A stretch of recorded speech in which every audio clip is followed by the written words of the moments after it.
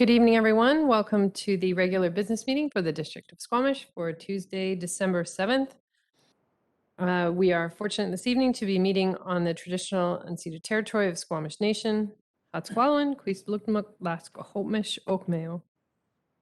Council, motion to adopt the agenda in front of us. Moved by Councilor French, seconded by Councilor Anderson. Are there any opposed? Motion carries. That was confusing, Councilor Herford. You gave a thumbs up when I said any opposed. Yeah. Thank you. Okay. Just checking. Okay. Any notice of motion, Council? Seeing none, we do have a delegation this evening. Ms. Diaz is here from the Parkhouse building community. And so I will turn the podium mic over to her, and she has 5 minutes to present this evening. Welcome. Thanks. Hi, I'm here to speak on behalf of the Parkhouse residents in Strata. In the last budget meeting, we petitioned for the council to use part of the 2022 budget to have the pickleball courts at Eagle Wind relocated, potentially to Brennan Park or another more appropriate location further away from residential areas, and for the Eagle Wind courts to be redesignated to tennis only. Today, we're here to petition that meanwhile, the pickleball nets be removed and that pickleball be banned from the Eagle Wind courts. In our last petition, we cited acoustical engineering research regularly used for the installation of pickleball courts, which unfortunately was not used for the courts built at Eagle Wind, which would have otherwise prompted the council to find a more suitable location due to the nature of the sport and stresses that pickleball courts at such proximity to residences can cause. After a petition, we were met with reluctance on the part of the council for the relocation of the pickleball courts from Eagle Wind to Brennan Park due to future residential developments in the area, which again affirms that pickleball courts at Eagle Wind, which are much closer to such residences, are not suitable. I want to address here as well 2 points risen by Ken Tanner, the treasurer of Pickleball Squamish, on his letter to this meeting. We note that noise generated by play in the courts does not contravene any noise bylaw standards. And I now read to you the District of Squamish Bylaw number 2312/2014 as amended by Bylaw number 2541. No person shall make or cause or permit to be made or caused any noise, sound, or vibration in or on a public or private place which disturbs or tends to disturb the quiet, peace, rest, enjoyment, comfort, or convenience of any person or persons in the neighborhood or vicinity.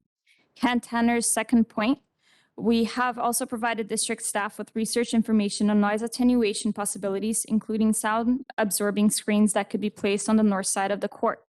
As read to the council in the last budget meeting from acoustical engineering research, due to the proximity of our building to the pickleball courts at Eagle Wind, as well as the fact that we are a 4-story building, there are unfortunately no noise attenuation possibilities, such as sound absorbing screens that would suffice to abate the noise created by the sport. I would also like to read the council's email in response to this issue, which was raised in the past. Short of ceasing use of the park for pickleball, I don't have a ready solution for you. There are no engineering, fencing, or screening solutions that would help mitigate the noise, except perhaps at ground level, having no impact on the higher apartments. The only way to eliminate the pickleball noise would be to move the pickleball use to another location. We would need to abandon the money and resources used at Bailey Street and then recreate a new location. Given the council's acknowledgement that a solution involving noise abatement is not sufficient to help with the noise, and that relocation of the pickleball courts is the only viable option to reduce the noise disruption caused by Eagle Wind courts, we ask that while the process of developing a budget and project to relocate the courts to a more suitable area, the sport be removed from the Eagle Wind courts, such that we, as residents of Squamish, may enjoy the quiet, peace, rest, enjoyment, comfort, or convenience of our residences. We understand that doing so may jeopardize the pickleball community in the meantime. However, at this time, players can still practice pickleball at Brennan Park with nets provided by the Pickleball Association stored in their lockers, which is what was used before the conversion from the Eagle Wind courts. And pickleball players are also able to play weekly indoors, both in Squamish and in Whistler.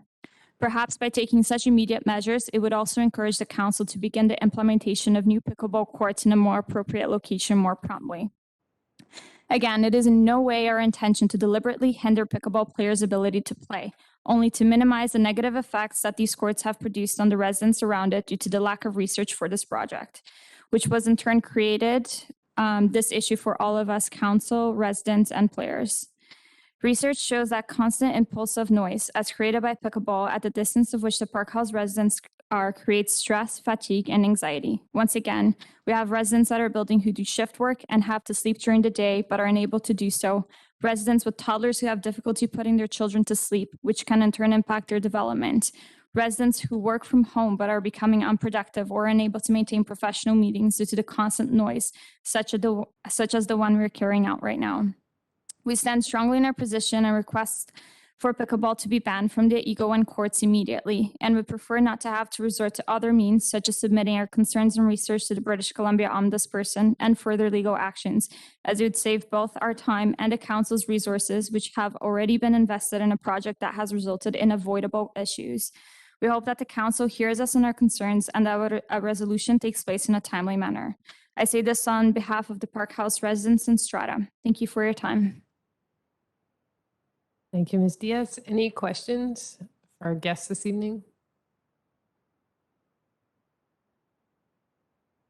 Go ahead, Councilor Pangdon. Yeah, I'm just wondering if the Parkhouse Strata has had a sit down with pickleball to try and work out a schedule or some sort of interim solution that doesn't involve a complete closure, but maybe some hours of a day of play or something like that.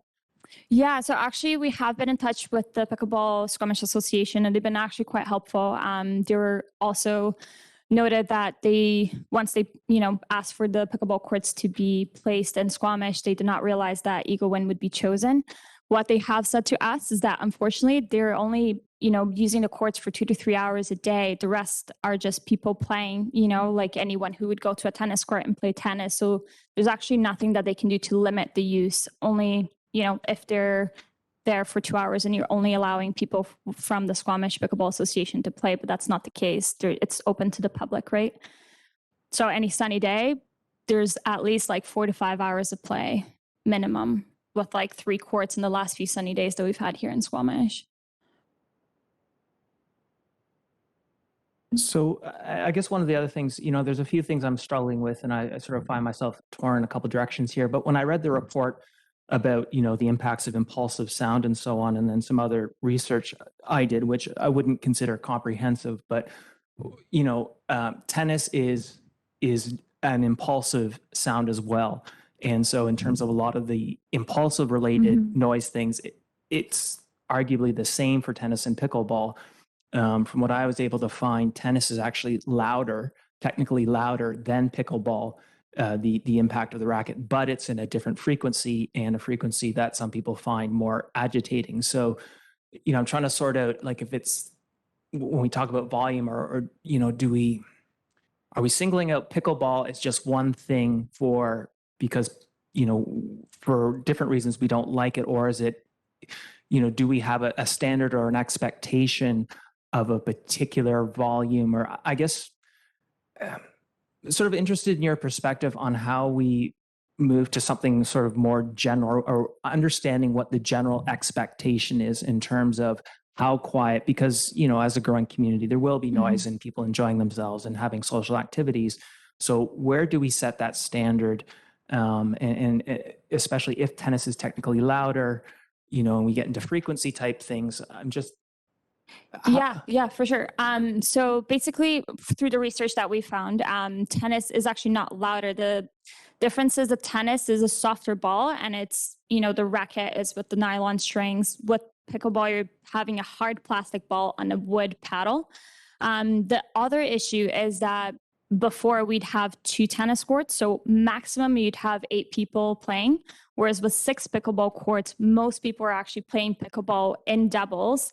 It's very rare to see only 2 people playing in one court. So you have automatically, I believe, 24 people playing all in one court, which is 20 meters away from our residences, of which are 24 directly facing the courts. The other issues, it's exactly the frequency. So when you're having a pickleball hit the paddle, it's kind of like the knock of like your door or anything that would actually cause you to take your attention away from what you're doing. And that's the issue with pickleball. And that's why, in the research that we quoted here, there have been like 8 different cases in North America where pickleballs had to be relocated, including Port Moody, in which they were relocated.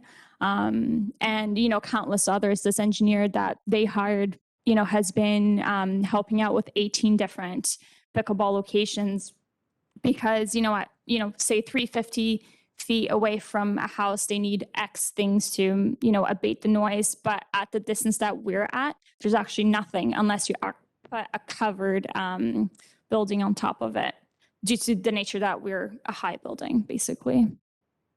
I'm not sure if that answers all your questions. Feel free to poke more if you want.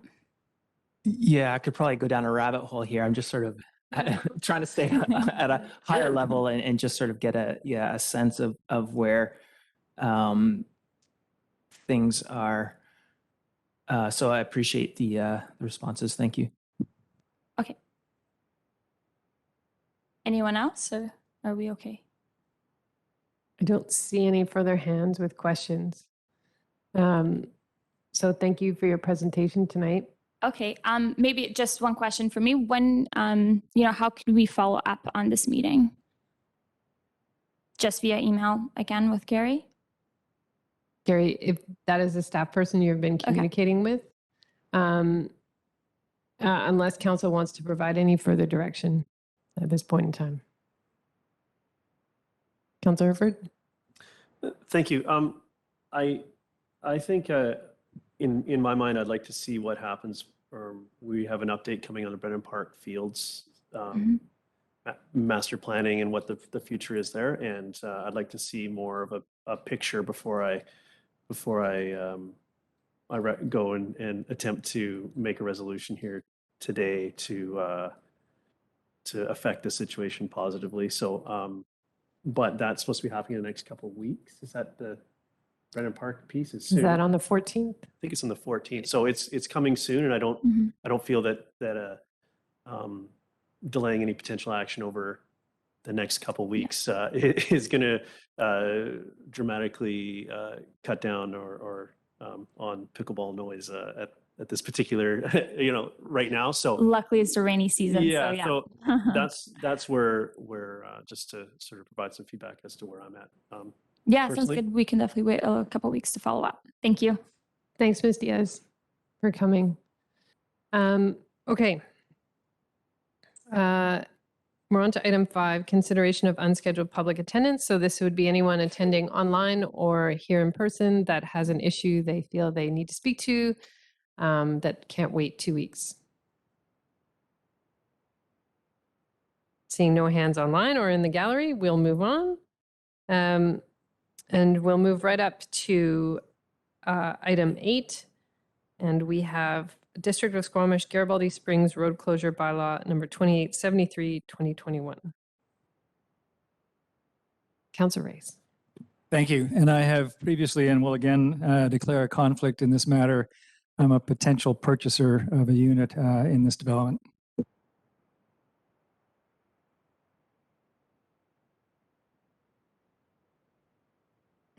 Ms. Gill, you're presenting? Yeah, me and Dave Merrill. I'll just stand up right here. Go ahead when you're ready.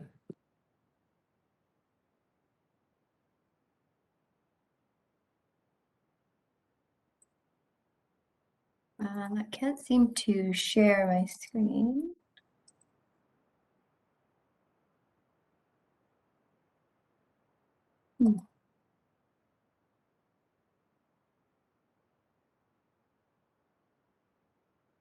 Sorry, technical issues. So it's not giving me the option to share my screen.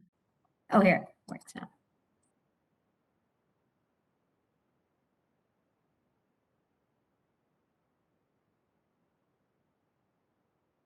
All right, I'll take it from here now. Thank Good you. evening, Mayor and Council. Dave Merrill, Director of Major Projects, and I'm here with Nav this evening to provide a presentation on the proposed Garibaldi Springs Road. Next slide, please, Nav. So our objective today is to seek first 3 readings of a proposed road closure bylaw. Slide, please. So the area outlined in red on the map you can see on your screen is the area that is proposed to be closed. It's currently a small stub of municipal road that was provided as part of the subdivision of the Sky Ridge development to access lands beyond. And the lands beyond in this case is the Garibaldi Springs development. As you can see on the east side of that area, on the previous drawing, there was a proposed retaining wall that will extend across the road closure area and down to the south into the strata development. Next slide, Nav. So this is an overview of the Garibaldi Springs property and development. You can see on the very top of the screen, there's an arrow pointing toward the road closure area that was shown on the previous map. So that stub of road will provide access to sort of the northern portion of the development, which includes Lot A, which is the first development parcel to be completed, or that will be completed.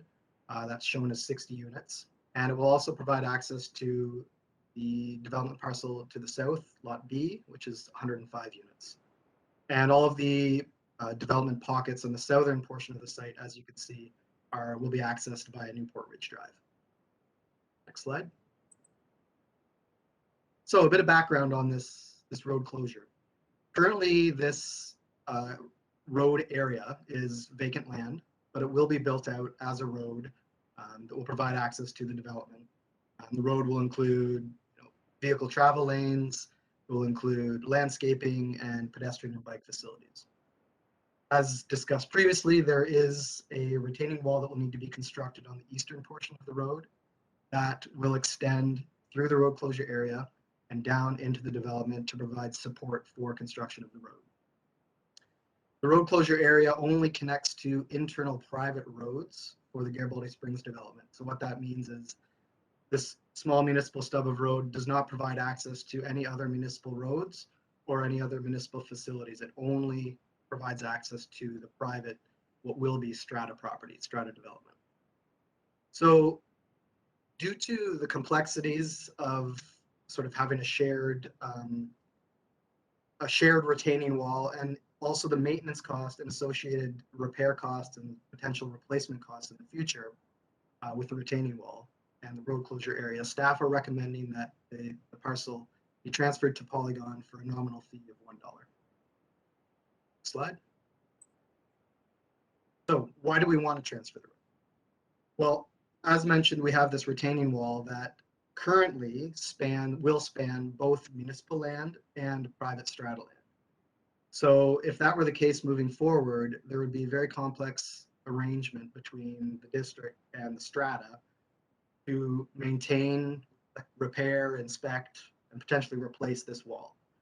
So it makes a lot more sense and is a lot more amenable to the district and likely the taxpayers to have this retaining wall owned and maintained by one entity. In this case, it would be the private strata.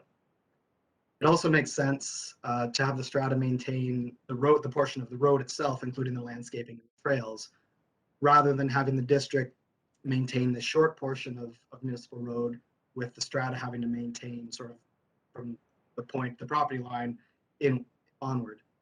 In particular, snow clearing has been, our public works staff has expressed some concern that it would be quite challenging to maintain snow clearing on that small section of road when there is strata road beyond. Next slide, please. And I'll pass this over to Nav. Thanks, Dave. So why are we suggesting nominal value? Well, this is the prime legal access for the Garibaldi Springs development. This area cannot be sold as a standalone site, nor can it be consolidated with the adjacent parcel for development.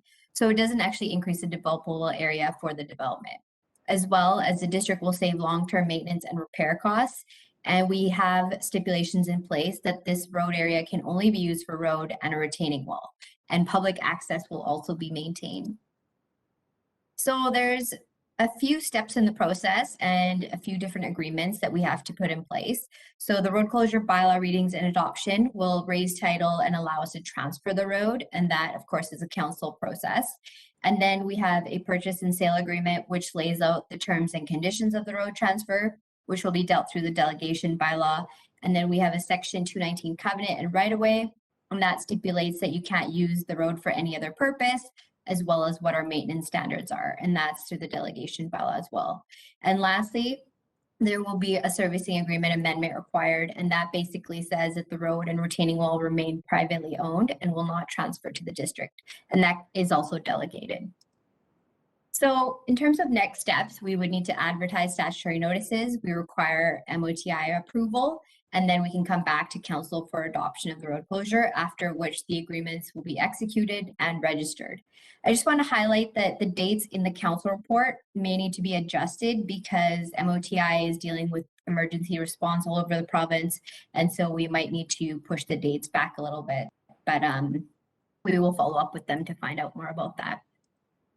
And with that, we have recommendation, for first 3 readings of the road closure bylaw, as well as the ability to publish statutory notices prior to adoption. And with that, we will turn it over to Mayor and Council for any questions. Thank you, Ms. Gill. I've got Councillor Pettengill. Thank you. I keep on getting thrown by the terminology here, so I just want to make sure, even though this is formally called a road closure bylaw, which in my mind means there's not going to be a road there anymore, what we're actually saying is that there's going to be a strata road instead of a municipal road. Is that correct? Through the mayor. Yeah, that's correct. So it's a road dedication, so we need to raise title to it so we can transfer it, and then it will become a strata road. Okay, thank you. And then just somewhat related to that, I vaguely recall that there was a fair bit of discussion in terms of the trails and the other roads on the Garibaldi Springs site, that emergency access was an important consideration, especially in relation to some of the trails. So I'm wondering if that ties in here, and in that light, if this is important for emergency access as a strata road, is this something we will require to remain as an available road for emergency access, or is that something we don't need to worry about? Through the mayor, I can speak to that. Yes, so this section of road, and in fact, a good portion of the road beyond, has been designed and will be built to municipal road standards. The service agreement was executed with the assumption that the road would be a municipal road, so it meets all of our standards in our subdivision and development control bylaw. Also, we have, as Nav mentioned, we have full public access statutory right-of-way over top of all of the strata roads within the development. So emergency access vehicles can access at their will through the development via the strata road.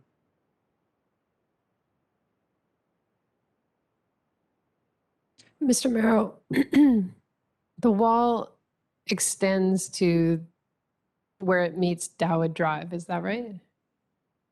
That's correct. So the retaining wall extends to essentially what will become the boundary of Dowwood Drive and this future strata road, or what is currently the road closure area.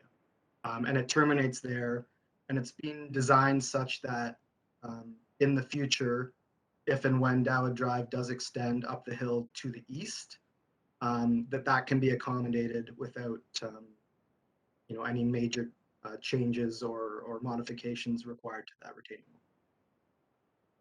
So given now that we have this section of dirt at the top of Dowwood Drive, is that our responsibility to maintain? I mean, with a lot of rain, and we've seen material come off there. So is that ours to maintain? Because it's sort of Yes. sitting in nowhere land right now.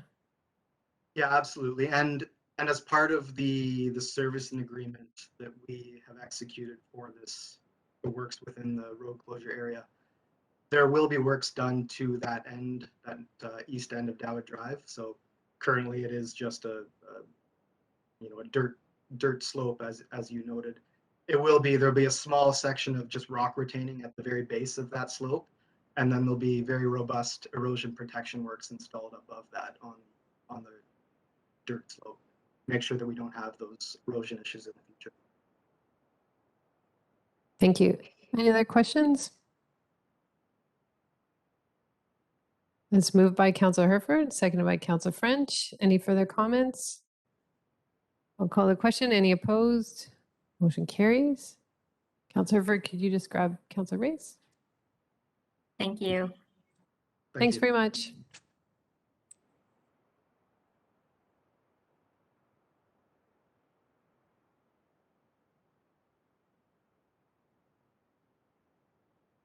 All right, we are now on to item 8A2, District of Squamish fees and charges bylaw. This is amendment bylaw for utility fees, number 2875, 2021. And Mr. Russell's here.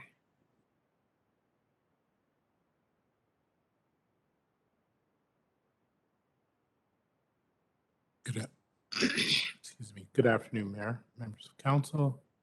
I'm going to bring up a presentation.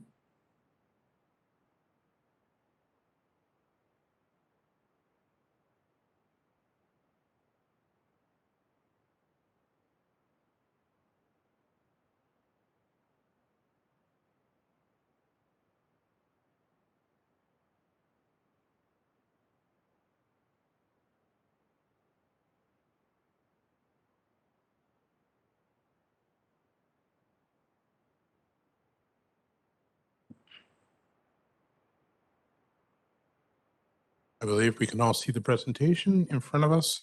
Today, we'll start. Our first presentation is with respect to fees and charges bylaw number 2012 and 2007, as amended by bylaw 2875 of this year, 2021, which is the utility fees bylaw. Within the report, we speak about the various utility fees and what they are and what has been recommended to council and what council has directed the administration to come back with respect to the financial plan. And these are the utility fee bylaws that support said financial plan. So with respect to solid waste, we're looking at a 5% increase in landfill fees. We're looking at no change in the rate for a small tote. It will remain at $200. We're looking at a $20 increase for the medium tote and a $30 increase for the large tote. With respect to wastewater, we're looking at a 3% increase across the board for all various rates. And with respect to water, we are not looking at any changes for the rates at this point in time. There's also a minor administrative adjustment that is included in your report that we're asking to be approved at this point in time with respect to backflow adjustment device testing. I should say paperwork around the testing. So at this point, I would like to stop and ask if there are any questions. And then I would like to state that there is a resolution attached to the report, and this is the resolution that the bylaw be given first, second, and third readings. I will pause here and await any questions. Counselor Hurford. Thank you. Can you go back one slide? And Most certainly. yeah, so this one, I just wanted some clarity for anyone watching at home what that pricing works out to, because there's no, I know it's common in budget to look at increase year over year, that sort of thing, but just sort of what's the end, what does that work out to the end user? So the price increases are, as noted here, for a medium tote is going from $345 to $365. For a large tote, the cost is going from $540 to $570. For a residential household, the wastewater rate increase of 3%. Well, So I just wanted to end the small in that. It says, I know it says no change. The small tote is $200 and it remains at $200. Sorry. Thank you. No, that part of it was my question, although you're welcome to go on Okay. to answer it in the other pieces, but that was the heart of my question. I guess I should have read my notes instead of jumped over them this time. And then for the utility, wastewater utility, the rate increases from $595 annually to $615 annually. Any other questions? All right. So staff are asking for first, second, and third reading. Moved by Council Ray, second by Council French. Any other comments? Seeing none, I'll call the question. Is anyone opposed? Motion carries. Mr. Russell, I believe, are you presenting the next one as well? I believe I am. All right, so we're on to the Equipment Replacement Reserve Bylaw Amendment Bylaw 2877, 2021. Okay. So thank you very much, Mayor. The purpose of this amendment is to provide consistency and to allow for a better use of reserve funds. What we're asking for is to include the term, to add the term, including the acquiring of new equipment. Last fall, at this time of the year, when we passed the utility bylaws, we also made amendments to the general capital, water, sewer, and solid waste bylaws to allow for the acquisition of new projects, new facilities for infrastructure. At that time, we did not recommend an adjustment to the equipment bylaw. And to be fair, I think that was just an oversight on behalf of the administration. So at this point in time, we would like to make that recommendation to council so that all of the bylaws have the same use and applicability, and they're all consistent. So with respect to the equipment reserve, questions have been raised in the past with respect to the sustainability of this reserve. So there is an analysis that's included in the report to council, and what it shows is that what the analysis shows is that the equipment reserve currently has $6.3 million in it, and that value will grow to $6.7 million at the end of the upcoming five-year financial plan in 2026.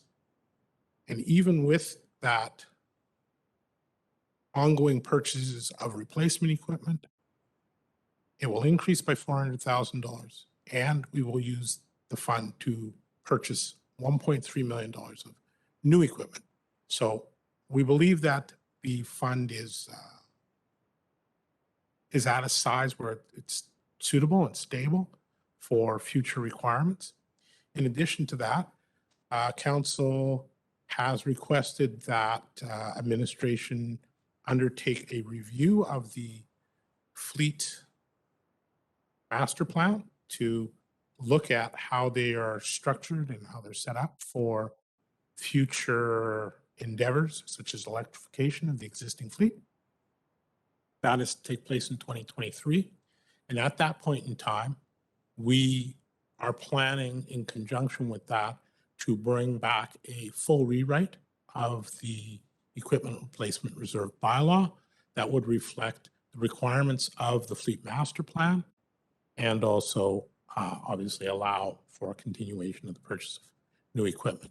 So at this point in time, we consider the reserve amounts to be sustainable, and in conjunction with the master plan, we will be reviewing the fleet reserve, and we will also be adjusting the rates accordingly to ensure ongoing stability.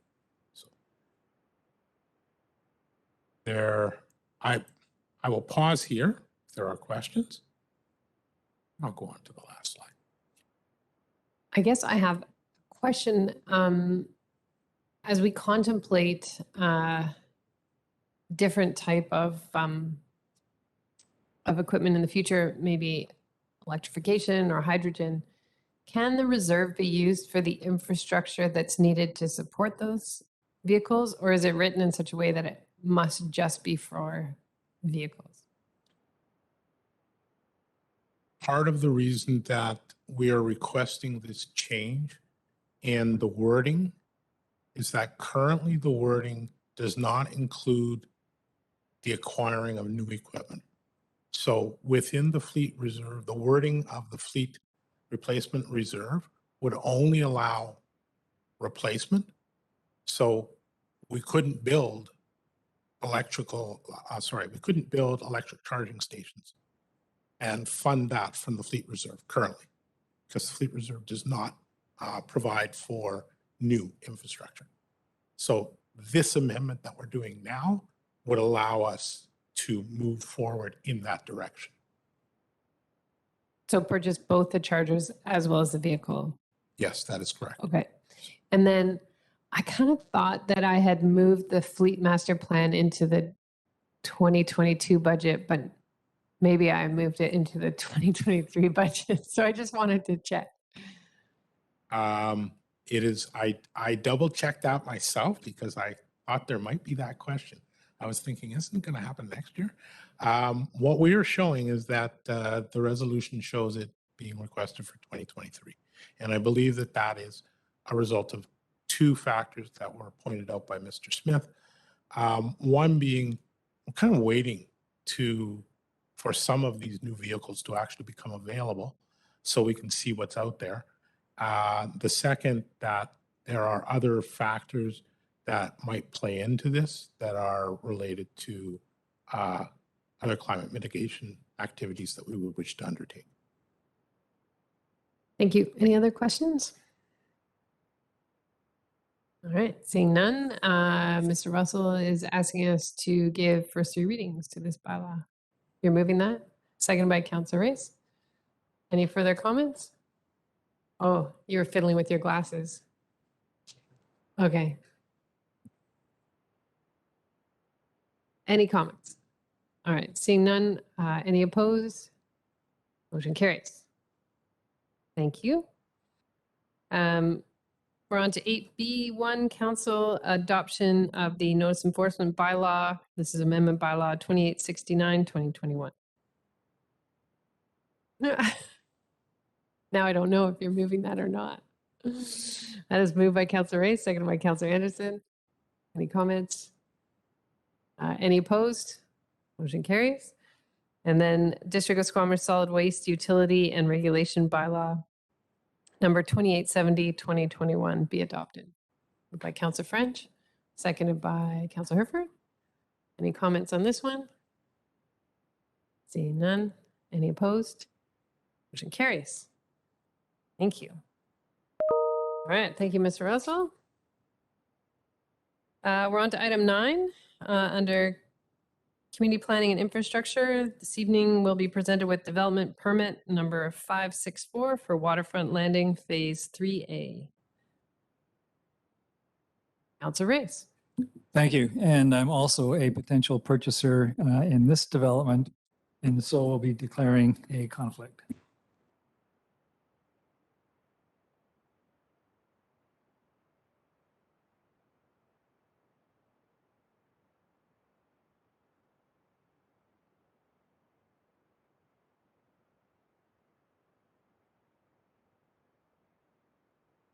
We're looking for a planner.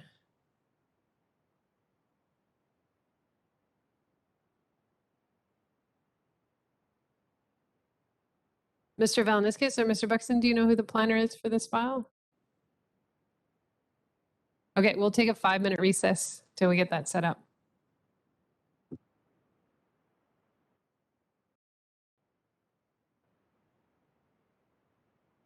All right, we are back and we'll be looking at the development permit application for Waterfront Landing Phase 3A, and Ms. Hamilton's joined us in council chambers, so I will turn it over to you.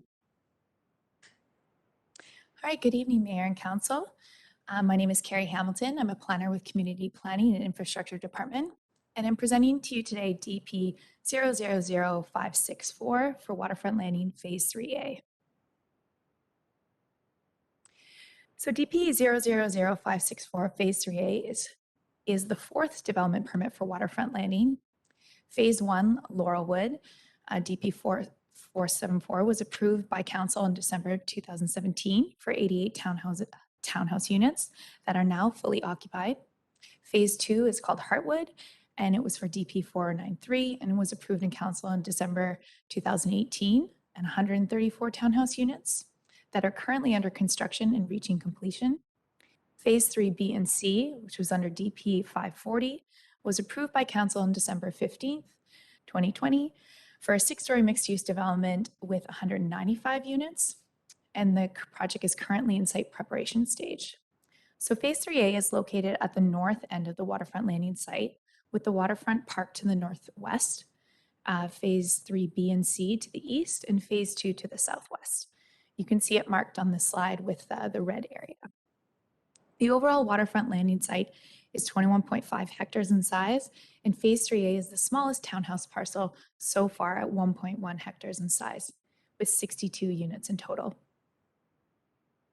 The subject land is located at 1347 Coho Rock Way and is zoned Comprehensive Development Zone 40. Development is directly by the Waterfront Landing Sub-Area Plan, adopted in 2017, and falls under DPA 13 Form and Character Guidelines. A table of the zoning, the guidelines, and the project's conformance to those guidelines can be found in Appendix A to your council report. The proposed development consists of 62 townhouses separated into 9 separate buildings, ranging from 5 to 8 units per building. The units will vary in size and design and are provided with 30 3-bedroom units, which is 52%, 22 bedroom units, which is 33%, and 12 2-bedroom units with a flex room, which makes up about 20% of those units. Unit design for Phase 3A is offering predominantly a narrower unit mix in comparison to Phase 1 and 2 in order to provide a diversity of unit design amongst the entire development and to reflect market needs. The development meets parking requirements for CD40, and the development is providing 132 residential parking spaces where 124 are required, and they are providing the 12 visitor parking stalls, which includes 5 accessibility stalls. Parking design is mostly tandem parking, with significant site design changes made through the review process to ensure that all tandem stalls offer both one inside and one outside parking stall. You can see the difference between the start of that application and the final design on those images. Providing one outdoor stall has been seen to support more use of dedicated parking stalls in townhouse developments. Some units offer garage space for both a parking stall and an extra storage space. However, some of the units' designs offer minimal additional storage space when a vehicle is parked inside. Some of these constraints are in order to accommodate that flex room in the townhouse design, which can also accommodate storage. There are no new vehicle accesses to this phase of the development. Vehicle access for Phase 3A is through Phase 2, as seen by the 2 red arrows. DP 13 supports primary unit access from pedestrian pathways and central muse areas, as shown in these green locations on the site plan here. While secondary vehicle accesses to the units are from strata roads, and these are shown in kind of the rose color. Pedestrian access to all the units are located on Coho Rock Way, the North District Park, and pathways in the internal park network. Phase 3 B and C development is an elevated site, and it's designed to support the underground parking. So therefore, buildings 4 and 3 in this phase have to be designed with both ground floor garage entrances and second floor pedestrian entrances along the Muse pathway to accommodate this transition between the 2 phases. A larger staircase is proposed to connect Phase 3A with Phase 3B and C, as seen in the image below. And an accessibility ramp option is also included to the north. And this accessibility ramp is in line with another accessibility ramp, which was provided in B and C. So there's continuity there. The Waterfront Landing Sub-Area Plan provides an internal trail network overview to encourage connected pedestrian mobility through the entire development. Along with the staircase and ramp access to Phase B and C, the development includes a 3-meter wide multi-use sidewalk, which is as seen in yellow in these 2 slides, or these 2 images. And it's connecting to Phase 1 and runs along the shared property line between Phase 3A and Phase 3B and C. The plan also includes an internal strata trail network, which is seen in the blue. Due to the pump station location, which is already constructed, The pathway alignment needed some changes from the original sub-area plan design, and the changes can be seen in this red line, on the images in the red line on this image. All multi-use sidewalks and strata trails are lit with blurred lighting. A communal park area is proposed in the center of the site, providing a fenced off-leash dog area with both gravel and grassed areas, including seating and 2 entrances designed to accommodate accessibility access. A covered seating area, including a communal barbecue and large table seating area that also includes accessible seating. And a pocket park for nature-focused play that will be lit with string lighting over the play area for both daytime and evening use of the space. A treed pedestrian pathway connection is provided, connecting these areas together and connecting them to other development phases. DP13 guidelines support neighborhood continuity throughout the entire development while still encouraging each neighborhood to have their own unique building design. Phase 3A has provided similar materials as Phase 1 and 2 with a mix of corrugated metal and hardy panel on one half of the building, and the other half is proposing a mix of fiber cement board and batten and lap siding. The other half building colors include gray, blue, and red, with a white and a golden leaf accent colors on doors and windows. Phase 3A has chosen a slightly different roof design than Phase 1 and 2 to give this phase its own unique look while still keeping with the gable roof consistency of the other phases. Sustainability features of this development include all electric utilities, and approximately 70% of the units have a south or southwest primary building face orientation, providing good access to natural light through windows and passive heating opportunities. The continued focus on linked multi-use trails and pathways also reduces the reliance on vehicle use. The site includes a seasonal stormwater detention pond and a use of drought-tolerant planting. One of the key changes in this phase is the transition of individual tote waste collection to a communal shared waste area in line with the district's new solid waste storage technical design guidelines. So DP 000564 was presented to advisory design panel twice, once in July of 2021 and another in October 2021. Minutes of the ADP minutes can be found in attachment 2 and 3 of your report. The committee approved the project in October and left recommendations for staff to address remaining recommendations, which included increasing the deck space weather coverage, increasing pathway widths, explore some color changes, and make a number of landscape changes, including some specific to the dog park. Not all recommendations were adopted, as some go beyond the scope of the zoning and guideline requirements. So this phase of Waterfront Landing is offering a narrower and smaller form of townhouse development, along with 20% of units offering flex rooms to accommodate housing diversity needs in the neighborhood to meet Council's priorities for housing affordability and diversity. To inform the community, per the policy, the project was posted to the district's development showcase, and development signage has been posted on the site. There was no request for a public information meeting, and therefore none was had or held, and no further comments were received. Staff are recommending that the District of Squamish authorized development permit 000564 Waterfront Landing Phase 3A for the property at 1347 Coho Rock Way, and that the mayor and corporate officer be authorized to execute the development permit. Alternatively, council could refer the development permit back to staff for further review. Thank you. Thank you, Ms. Hamilton. Questions from council? Councilor Herford. Thank you. In your presentation, you spoke a lot about the connectivity through the site for pedestrians. And a big part of this overall project is the bridge to downtown, which I think was noted as phase 2B in the mapping that was provided. And how does that piece relate to this? Are they related at all? And I know I believe there was something to do with some requirements of completion of that bridge prior to certain other things happening. So I'm just curious where we sit in sort of the sequence of events there, if you could speak to that. My understanding is that the requirement is that they can't get occupancy for that phase, that second phase of phase 2 until the building, until the bridge is complete.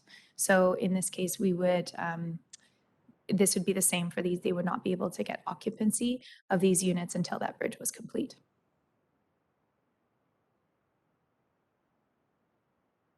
Councillor Pettingill? Just to clarify process, because there are no variances or anything requested, we'd have to find there was some sort of gross inconsistency with our DPA guidelines to decide to not approve this permit. Is that correct? Through you, Mayor, yes, you can review this as per the guidelines, the development permit guidelines. So in the past, we've had townhomes with flex units, which can be rented out, like they're separate from the house. But I couldn't see from the drawings that these are flex units. There seemed to be a bathroom downstairs, but not kitchen facility. And so then they're called flex rooms. So I'm wondering, how is this appealing? I can see housing diversity because you have another room you get to play with. You can store your stuff in it, or you could have a playroom or whatever, but how does it help with affordability? So it is a different form. So in the past, you've seen what we've called kind of lock-off suites that can be self-sufficient dwelling units. In this case, these are flex rooms. And so they can be used for a diversity of needs, which could be for, an adolescent who wants some extra space or housing grandparents in the same house. So it would be more of a communal shared affordability aspect, not a separate rent, separate house, but potentially could offer someone just like a separate space, which would allow for maybe more users of the unit, which therefore could help some with affordability of the units. And then each unit, I was trying to get a sense of sort of the private usable open space versus the public space. And it was a bit hard for me to tell from the drawings, but it seemed that everyone has one or two balconies. I wasn't quite sure. And then there's a little tiny square where they exit out onto the mews. So could you just sort of define how much space each unit actually has to call home versus what is public?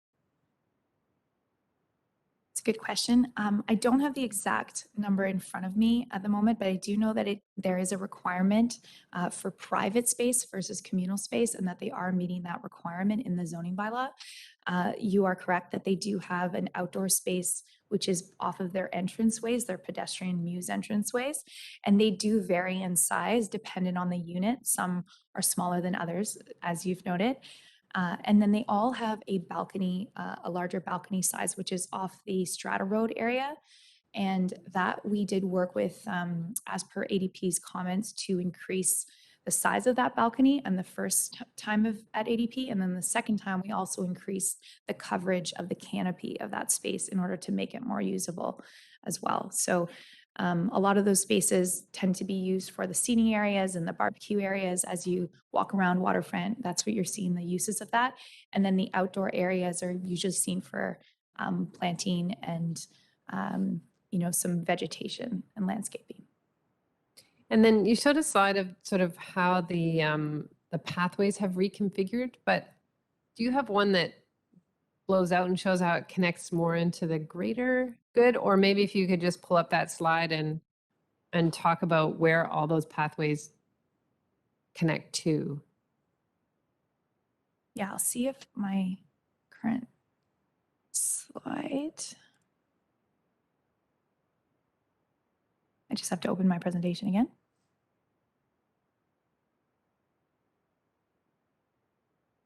I can maybe walk my mouse around. Is there a specific connection you're curious about? I'm just trying to get a sense of where the accessibility ramp is versus the multi-use path, and how people are connecting from there through 2A to the bridge, or or to the waterfront park?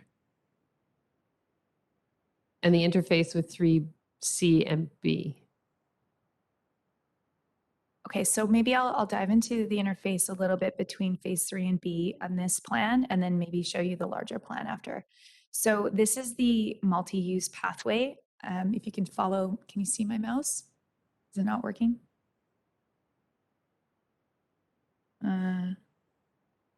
Okay, so I will try to navigate us. So it's a, if you see the where it says phase 3 B and C, and you see that dark black line, the multi-use pathway follows all along there.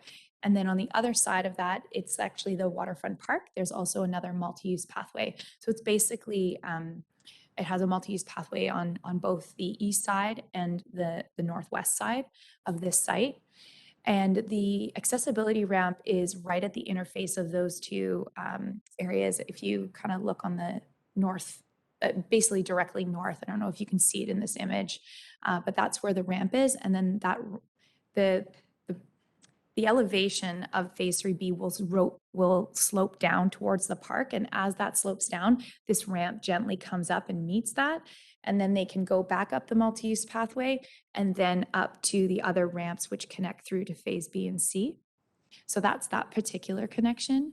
The multi-use pathway for phase 3, B, and C that you see along that black line continues all the way through to this larger image here, which is basically follows that red dotted line that you see on the slide and then goes right into phase 1. So it crosses Coho Rock Way and then goes into phase 1. And that connection will follow through all the way to phase 6A. At the moment, phase 6A hasn't been built, but there is a pathway that's built all the way to the park currently within phase 1 to connect it to another park.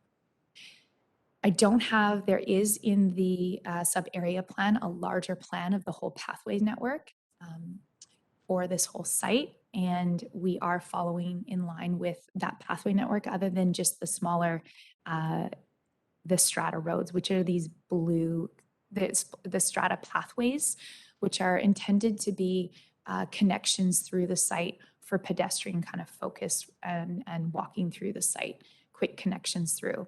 So this is where I've highlighted, they've actually provided a few more different connections in there, as you can see with all the red lines that are in there around the different pathways to walk through the site. Thank you for that. That gives me a better sense. And then I know we've moved to the central waste. It's quite far from some of these buildings, but so I was just trying to imagine how someone in that furthest northeast building, but they're just using the strata roads to get to the waste room, basically. Because when I think about who puts the trash out in my house, they're under the age of majority.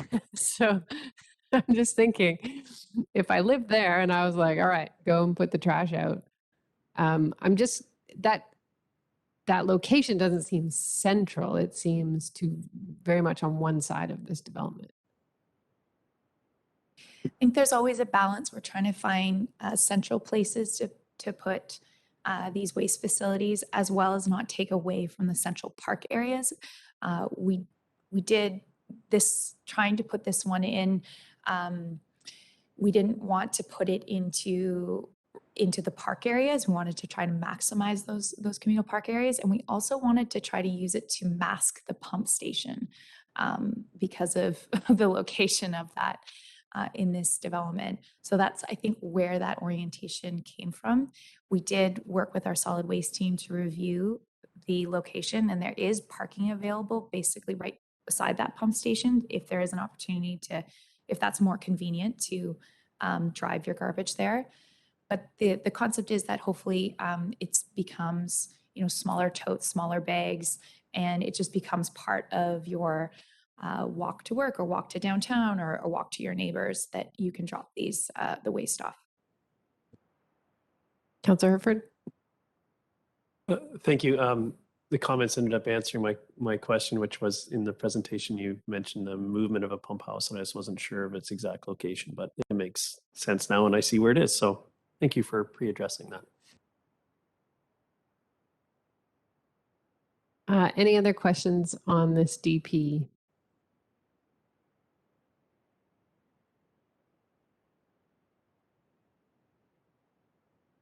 It's moved by Councillor Herford. Is there a seconder? Seconded by Councillor French. Any comments? Councillor Anderson. Thank you. I'm glad to see some of the dialogue and back and forth with this project. That's interesting. The tandem parking improvement, that is the final proposal, certainly is welcome.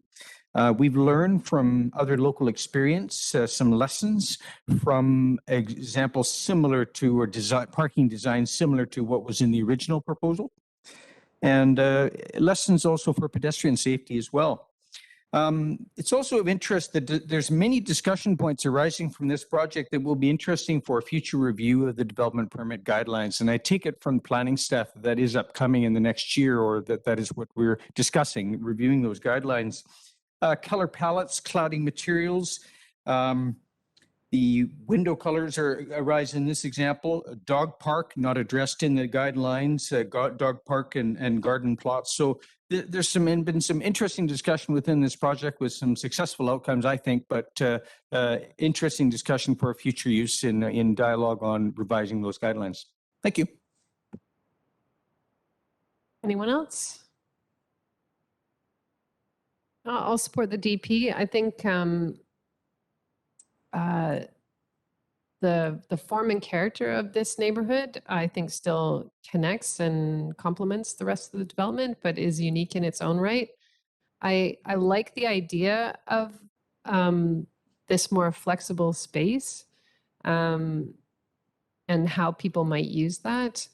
I know we've had tandem parking issues in the past, but I think this is an improvement based on the feedback that ADP gave. I'm a little curious about how the central waste room will function in this neighborhood, for sure, although disguising a pump station is never a bad idea. But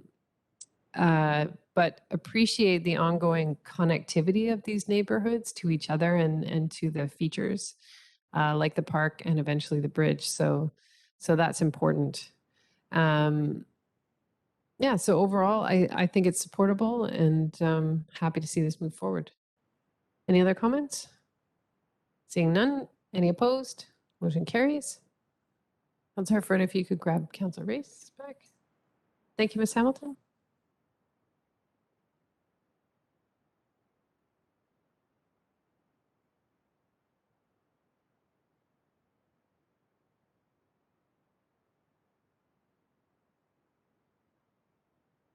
All right, up next is our Squamish Community Housing Society bylaw and constitution. We did see this at Committee of the Whole, and now it is back for approval. So I will turn it over to Mr. Buxton. Thank you, Mayor and Council. It seems I've shared the wrong. Yeah, you probably don't want to share that screen. No. Okay, how do I get rid of that? By doing that.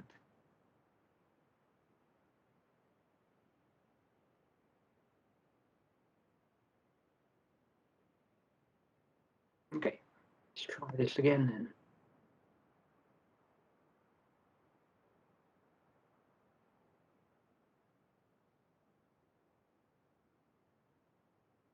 Hopefully now Council has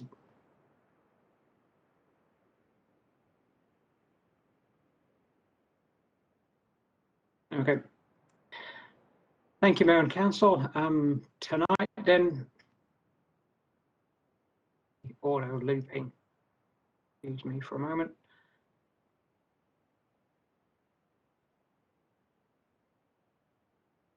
Okay, sorry about the technical difficulties here.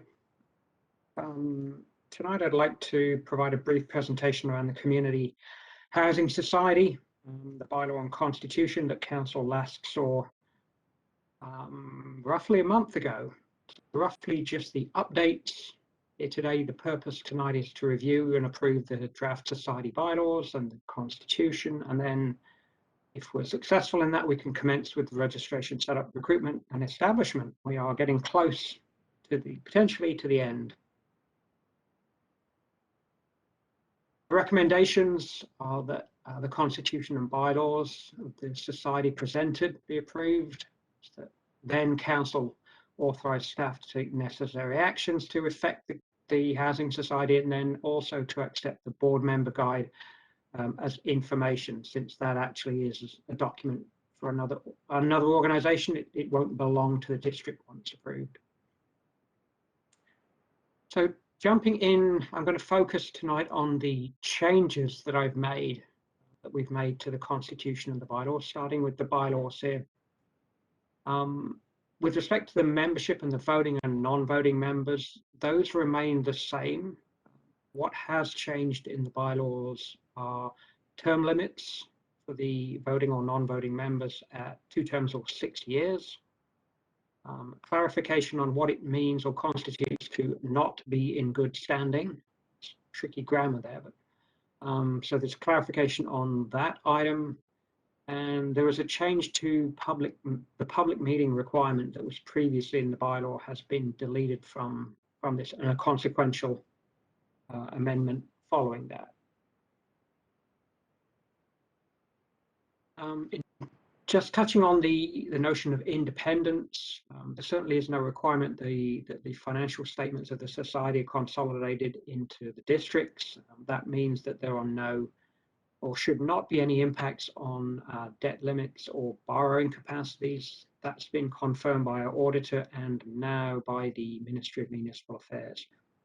And the auditor has made clear that the district does need to be very careful about not making financial stipulations in any monies that flow to the society, because that could potentially affect the independence and whether or not the statements of the society need to be consolidated with ours. In terms of the directors, these would be those not members, the individuals that sit on the board of directors of the society, as opposed to the board of voting or non-voting members. This would be the more tactical and operational board dealing with the activities of the society. The changes here in the makeup of the board at the lower level of the slide, you can see the support services have been changed from, I think it was housing societies or non-profit housing professionals to mortgage brokers or professionals and financial and banking professionals. Mostly because previously the expertise that was in those 2 bullets it's already captured in the voting and non-voting members. Similarly, here we have 6 years or 2 term limits on the directors as well. In terms of the constitution, there were only minor changes here. The inclusion of for sale housing at the suggestion of council, a slight change in the wording to maintain financial independence, eliminating to the largest extent possible, and non-profit partnerships and other partnerships were specified in the language of the constitution too, clearly identifying that the society can undertake those sorts of activities as well. In terms of the short and medium term goals, these are mostly in the board member guide. There is a requirement to identify a project in the short term, a requirement to advance or have a concept in the medium term, and then in the 5-year term time frame to have it be shovel ready or underway. So again, we're trying to focus the attention of the society on a new development project, as suggested by council at the last meeting. Finally, in the director's guide, there is inclusion of direction on climate change. There's a paragraph there, and there is inclusion of, doubling up there, a diversity inclusion section in the hiring practices as well, so that we're trying to recruit to the board in the most diverse way possible. From this point forward then, if we get approval tonight, we would then move to have legal counsel register the society, the bylaws and the constitution. We would then think about an initial meeting of the voting members, then have recruitment and contract staff to get it going. And then the operational startup gets into all sorts of the IT needs, websites, banking, office space, all of those sorts of more mundane features. So the recommendation tonight is that council approve the constitution and bylaws of the Squamish Community Housing Society, that council direct staff to take the necessary actions, and that the board member guide be accepted for information. That is the presentation for tonight. Try and keep it very short since we dealt with this a month ago, and I hope that we've addressed the issues that council raised then. All right, council, any further questions? Councillor French? Thanks, Mayor. In reviewing the staff report and then hearing the presentation tonight, I'm not totally clear about just how public this organization will be. So in part 5 of the bylaws, there's 2 sections that have gone through edits, 5.5, meeting open to the public, and 5.8, private meeting. So in 5.5, indicated the meeting will be open to the public with the meeting details published 2 days before the meeting. And then I don't see any language anywhere in the bylaws that talk about the meetings being open to the public. So I want to be clear on private, public, how accessible are the society meetings going to be to the public?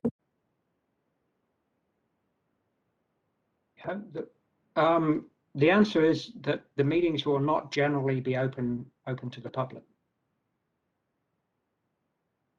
That was certainly the intent. I would hope that I haven't messed with the edits. So saying 5.5.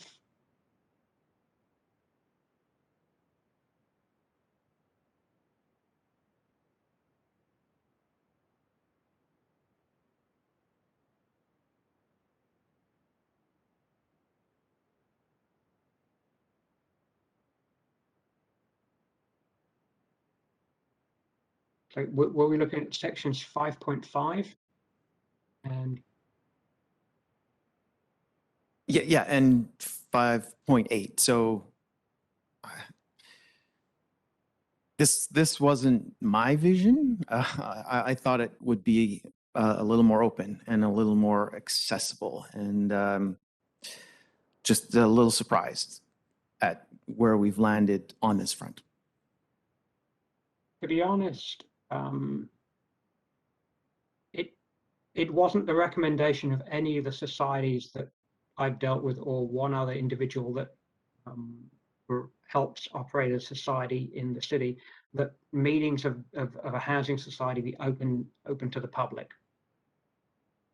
The point was raised at the last meeting, so the changes have been made such that if the board wishes to meet in public, it certainly can.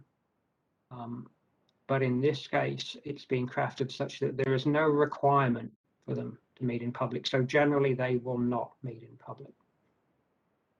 That seems to be the best practice, and the recommendation from all of the societies that have reviewed this. The best practice is to meet in the public. No, not. And this was a recommendation of council last time. Yes. Does someone want to speak to that? Go ahead, Councilor Hayes. Yeah, it was a recommendation of me, not necessarily the whole council. We didn't resolve in this point or have any kind of a vote, but it was a point that I raised. In my experience, certainly directors' meetings are not public meetings of any corporate entity typically. And if they want a public information meeting, they can hold one. But the type of business that is conducted at directors' meetings is with respect to the business of the society. And that's any number of very confidential things, personnel issues, next property purchases, et cetera, a whole bunch of things. And even the shareholder meeting is typically not, for most corporate entities that I've had experience with, certainly nonprofits, community foundations, et cetera. Those are not open meetings. So I think as one of the shareholders, the district can share some information with the public if it's necessary. But this is really a society that's going to run a business. And even though there's a public nature and a public element to it, their day-to-day role will be running a business, and that is typically not done in public in any level. Do you have a follow? But Mr. Buxton, the AGM can be public, and then the society presents to council and the public each year. Correct. Any other questions?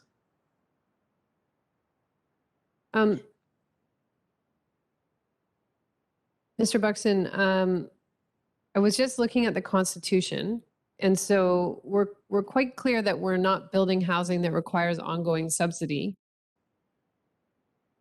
But then in section O, we talk about the society's ability to increase, as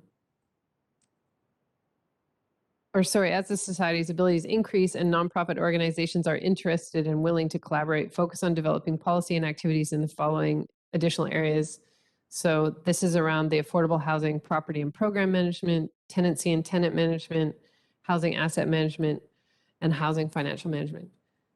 Could that include some of the units that are currently subsidized in an ongoing way?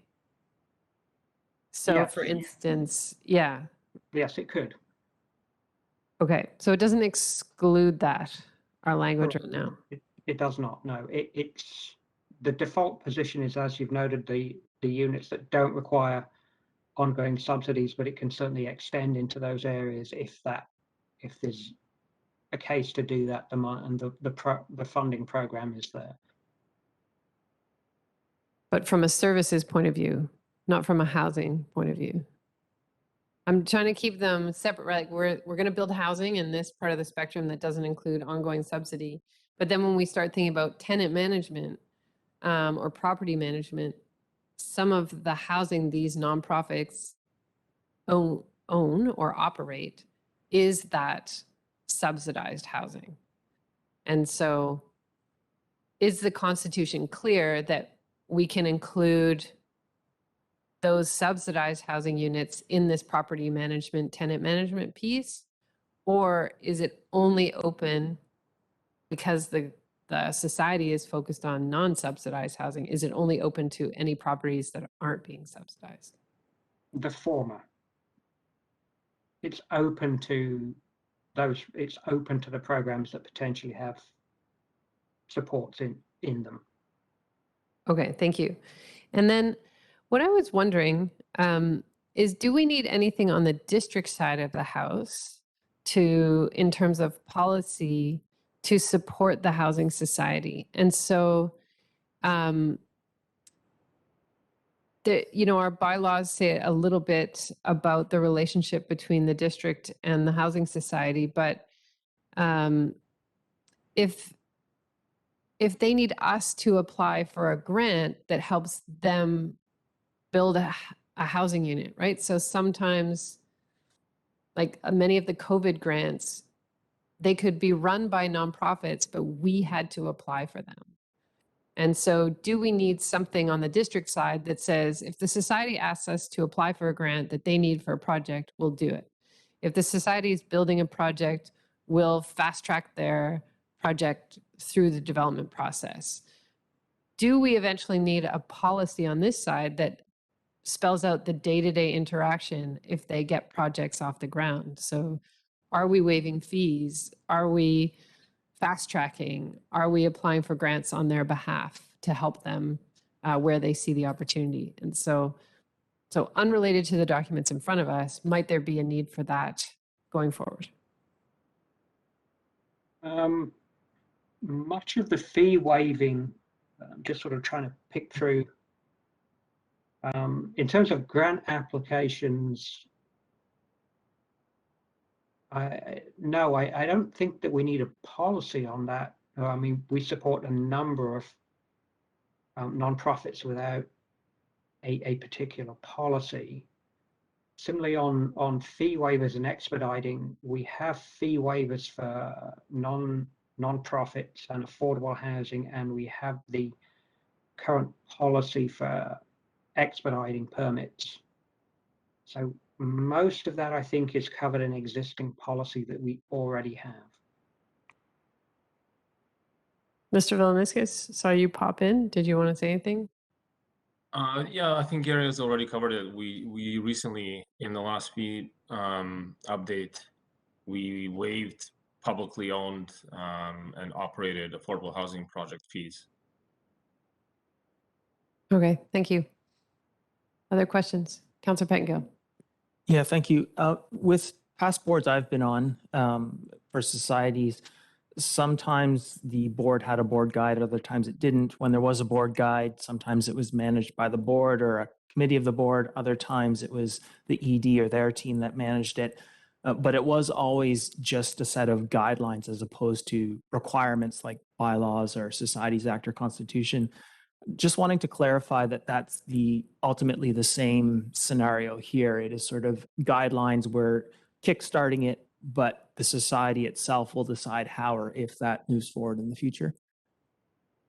That's correct. The board, both the board of voting, board of members and the board of directors both have the ability to set their own policy, strategy, guidelines to guide their, and in some ways restrict their action. So that would be incumbent on the members and the board of directors to create those documents.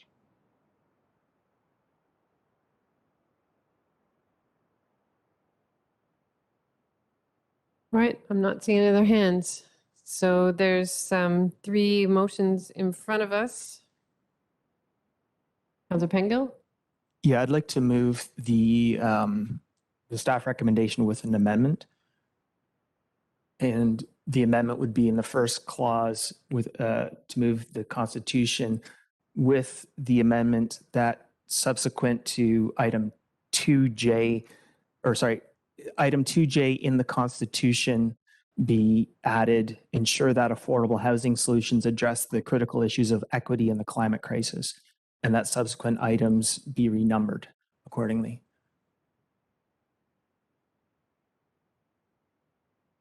So just to clarify, I'm proposing adding 1 item to the Constitution and otherwise moving the staff recommendation.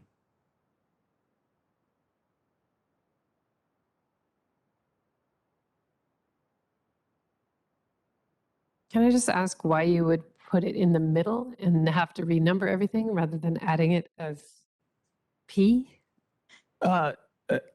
I can go with that. I was trying to actually follow the flow of where this sort of topic went to just not have it sort of on its own, but it's neither here nor there where specifically it's in the list.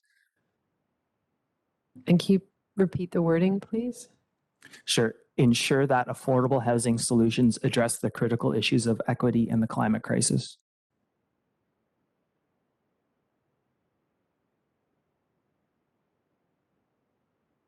Before I get a seconder, I just want to ask a question. I understood that the Constitution was like at the highest level, and we have BC Building Code. Anyway, Mr. Buxton, I'm curious to your opinion about that kind of addition at the Constitution level versus the board guide.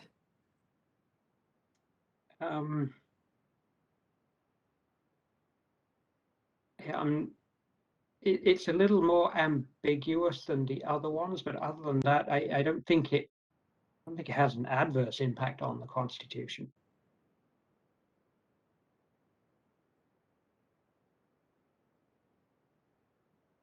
Councillor Reyes. Thank you. I can appreciate the intent, but the word that bothers me is the word ensure. This is under a section that is the purposes of the society are to. And when you add the word ensure there, then it raises the question of, can we not consider a project that might not meet one of the two requirements of that proposed paragraph? And so it might disqualify us from going to something that might meet equity but not meet climate change, or vice versa, just because it doesn't meet both of them. And so I'm not sure that you even want to put that in a constitution in the first place, because the purposes are typically, in my experience, they are as broad as possible. Because if you go to a bank for financing and things of that nature, you have to satisfy the bank that you've got the power and its constitution within your incorporation documents to actually do what you propose to do. And so now you're going into a discussion with the bank, are you meeting that particular paragraph? And I'm not sure that going down the road in the business of putting housing together, we would want to get into those types of discussions. We can have a policy, well, it'll be within the district only, I guess, that we only consider them, but I'm not sure that we can be that prescriptive going forward without causing some potential problems. Okay, we don't have a motion on the floor, so I'm just, if there's any questions, otherwise I'll seek a seconder for, you got a question, Councillor Herford. Thank you. Mr. Buxton, earlier in your presentation, you mentioned the equity and inclusion sort of wording. Where do they live? Where does that live currently, just as we're considering adding it to the Constitution? Is that embedded in the bylaws or elsewhere? The director's guide, I made that choice given that that sort of specificity ill fits in both it certainly doesn't fit in the bylaws. I say it's not a great fit in the Constitution. I say it's not the specificity, it's the vagueness, it's the lack of definition of particularly the term equity. That anyway, so it's in the references to both of those issues are in the director's guide.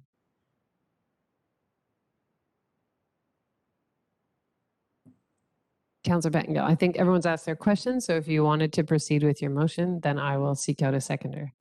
Yeah, I'm just wondering if, given the Councillor Race's question, if I might slightly adjust my resolution. Yeah, it hasn't been seconded, so.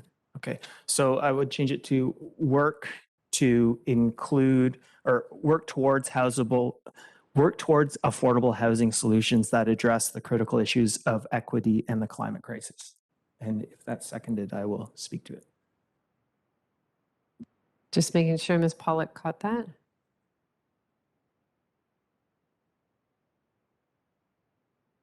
I'll get him to repeat it. So work towards affordable housing solutions that address the critical issues of equity and the climate crisis. Do you need that to be J, or can we put that on the end? That's flexible. It doesn't have to be J. Okay. Is there a seconder? Well, I'll second it for debate. Comments? Councillor Bettengill. Yeah, so when we had the discussion at the Committee of the Whole, it was my intention and expectation that this would show it up in the Constitution. I think we have seen from the heat dome and the impacts to lack of air conditioning and so on more marginalized people, the critical importance of considering these issues for equity, dealing with the climate crisis. So I think there's real just basic life safety issues and just numerous issues. These have to be top of mind. I think because the board guide is, in my experience, a lot of directors, unfortunately, don't even pay much attention to them. And so I think setting this as one of the requirements is really critical. We've identified in our strategic plan these things. And so I think these deserve to be items at this level. The work towards or work on, work alongside, work with is consistent with some of the other resolutions in the Constitution. So based on the feedback, that's why I went with that. So, you know, I'm not expecting the Housing Society to solve the climate crisis or to solve equity, but I think it's something that it does need to be part of the consideration for every decision. And so I think for me, this is a bit of a deal breaker on this. Councillor Anderson.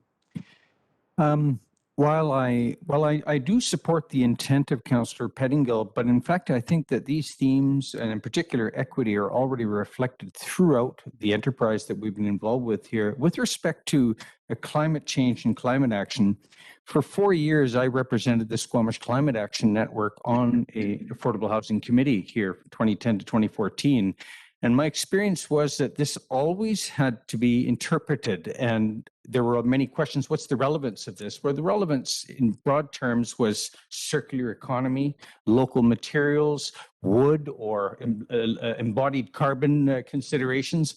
But once you start going down that road, I think it's an evolving one, but you don't want to get involved in trying to define it. And I think also of my experience in filling out an application for a charitable status, a mistake that the association I was involved with was putting too much detail. And this prompted a bunch of questions from the Ottawa, which involved delays. So I think we need to be careful about inserting clauses that are going to have evolving interpretation. With respect to equity, I'm comfortable that it is reflected throughout the goals and structure and purposes as we've laid it out here.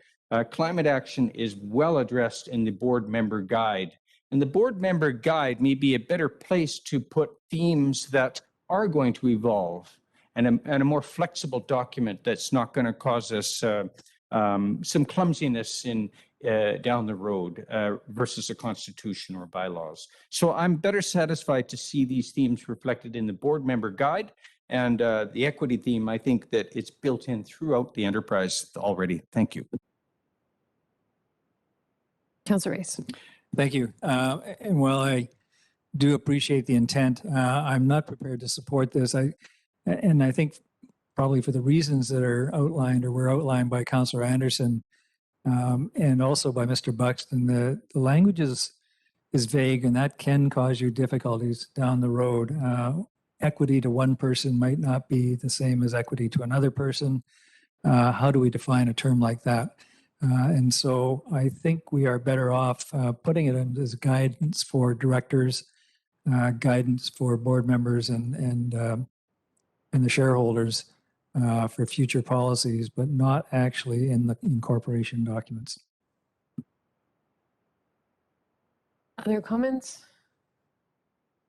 Councillor Ford. Thank you. I won't be supporting this motion, although I do support both those the goals in the as presented. I do think that this whole endeavor is an equity-seeking piece. I believe, just by the mere fact that it exists, is essentially what its main purpose is. And I do think that keeping the Constitution as clean and simple as we can is important, and those goals will come out in the are highlighted in the director's guide, and I think that's a good place. I'm comfortable with where they sit now. Councillor French. I won't repeat the comments of my colleagues because I share similar thoughts in not supporting the motion, and will just point out that I am comfortable with the staff recommendation that was put before us. Thank you. I absolutely appreciate Councillor Pettengill's advocacy on the topic of climate and equity, and he's been a consistent champion of that. I think for me, Clause M, which says continuously self-evaluate to ensure its mission and activities are growing and meeting the priorities and the needs of the community, is where we capture all of those things. Because I think if we try and list a couple individually, we leave out things like reconciliation. So can become a long list. And I would suggest too that we have internal idea committee that will be diffusing our lens of diversity, equity, inclusion, and accessibility across the organization, so that engineers are looking through that lens, planners are looking through that lens, our legislative services staff are looking through that lens. So I think that as projects come forward is there. I think our DP area guidelines, our zoning bylaw, the BC building code, the goals that the province is setting through Clean BC are going to continuously raise the bar on new buildings and accelerate the fact that buildings, even non-market buildings, are going to meet that higher bar over time. So I think it's important to keep the constitution of this society very tight, very specific, and make sure that we take advantage of all the other levers that we have in the district to ensure that these projects are meeting a high bar, both in terms of equity and climate change. But I don't think it needs to be a clause added to the Constitution at this time. Councillor Pango. Yeah, just would like to add, however, that this will not be our organization. This will be a separate society. And so our idea committee will not necessarily have any control over the activities of the society, whereas the Constitution does. And that's why I think it's important to live there. I think while greater affordability does help deal with some levels of equity, there, as we often hear, there's all sorts of intersectionality. And so without this in the Constitution, there's nothing in the bylaws or Constitution, the sort of formal, more permanent aspects, somewhat more permanent aspects of the society that help ensure that someone who is a person of color or Indigenous or transgender or is maybe needs a wheelchair, that they are given some degree of priority when we're thinking about affordable housing. And we know statistically that a lot of those groups are areas where there is the greatest need. And so I think drawing closer to that, I think, in all the discussions I'm part of, it's very clear that these groups are groups that where some of this need is the greatest. And I guess I'm struggling a little bit to understand why we wouldn't be very explicit and intentional that we want to try and address these things. Seeing no further hands, call the question. Any opposed? Councillor Anderson, Councillor French, Mayor Elliott, Councillor Herford, Councillor Race opposed, motion fails. So would there someone that would like to put forward the recommendation? And moved by Councillor Race, seconded by Councillor Herford. Any further comments on the motion? Councillor Anderson, or sorry, Councillor Race, then Anderson and French. Thank you, and happy to propose this. And I appreciate the changes that staff made after the comments of, I think, about 4 weeks ago. I went through those and they certainly satisfied any comments or concerns I had with the original draft. I will also add that it is much easier to do that when staff provide the black line copy, and that was appreciated. Thank you. Councillor Anderson. Yes, firstly, I'd like to compliment the work on the board member guide in particular. We will hope to have people from diverse backgrounds participating in the work of this society. And this guide will offer good support for that diversity of people coming from different backgrounds with respect to organizations. And I think that's an excellent document. Secondly, I really appreciate the changes made under society activities and the short, medium, and long-term goals in the board member guide with respect to new projects. I think that I think it's the right thing to do to facilitate that focused attention on new development projects. That's important. Thirdly, with respect to closed meetings and the ability to host closed meetings, I think this is part of establishing an organization that's going to be nimble and even opportunistic. It's going to be tough to get new projects off the ground. There's going to be negotiations and a diverse landscape to operate in. And that ability to be nimble is facilitated by being able to have closed meetings. I think that's just a natural expectation. I'm reminded of a regional transportation committee that existed, that the district was part of about 15 years ago. And the issue was who should host this committee? Should it be under the auspices of the Chamber of Commerce or the district?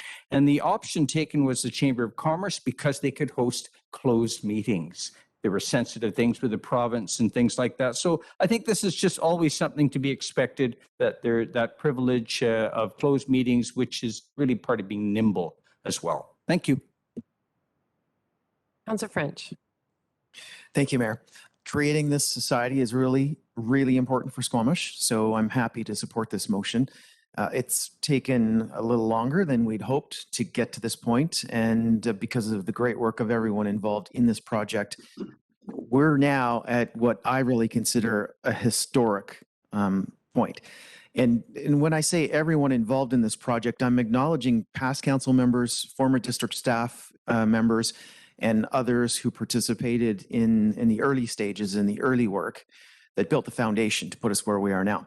And I recognize that much of the business this organization will do has to be done in private. It will have legal issues, personnel issues, and sensitive land discussions that should be dealt with in camera.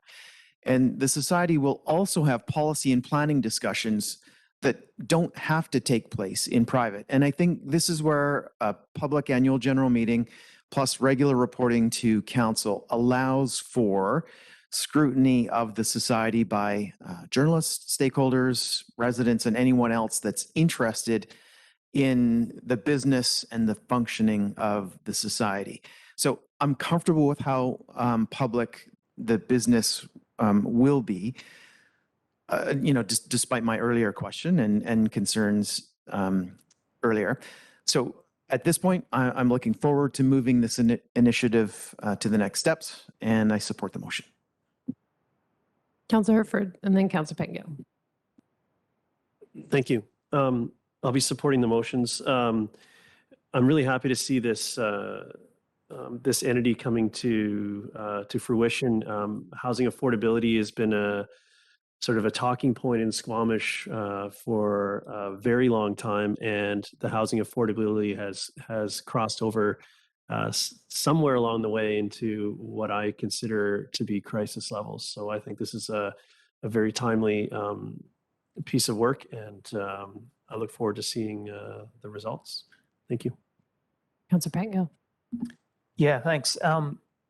It's always a bit of a struggle to decide when to vote for something or when to vote against when you have some concerns.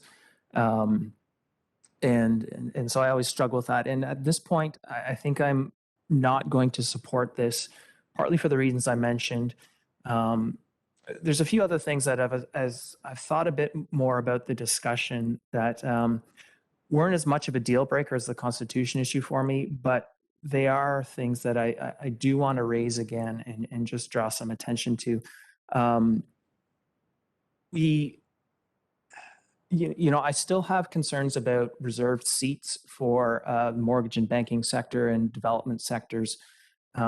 We know the housing crisis has largely been driven by commodification of housing and the for-profit motivations of these sectors. I know there are people in our community who work in these sectors who do very much care about affordability and these things, but I think for me, it's the goals of the society and the purposes and the decisions that need to be made are inherently at odds with the for-profit motivations of these industries. And while I think that advice and understanding is important, I would prefer that not to be in the decision maker seat as a requirement. I do lean towards directors' meetings being public by default. I've been on a number of boards where the boards have decided to transition that way, and it has worked well, go into close just like council does when it's necessary. But I think, especially in the first few years, there's a lot of public money going towards this, and this is being done very much for the public good rather than as a private corporation. And so I think that level of public openness is important. I also, and this is something I was willing to let the board consider and adjust the bylaws in the future, but the more I've thought about it, I really think that renters and owners of units from the society should have voting membership. You know, the societies that are the initial members maybe should have outsized voting roles, but I think if you live here, if you're a renter here, you should have some voting rights for this society. It is, I think this is for the benefit of these people, and I think some say there is important. I think, you know, we don't have the luxury of dealing with equity or climate or affordability. Our reality is we have to be dealing with all three of these things. And so for me, that's why it was really important to get this into the Constitution.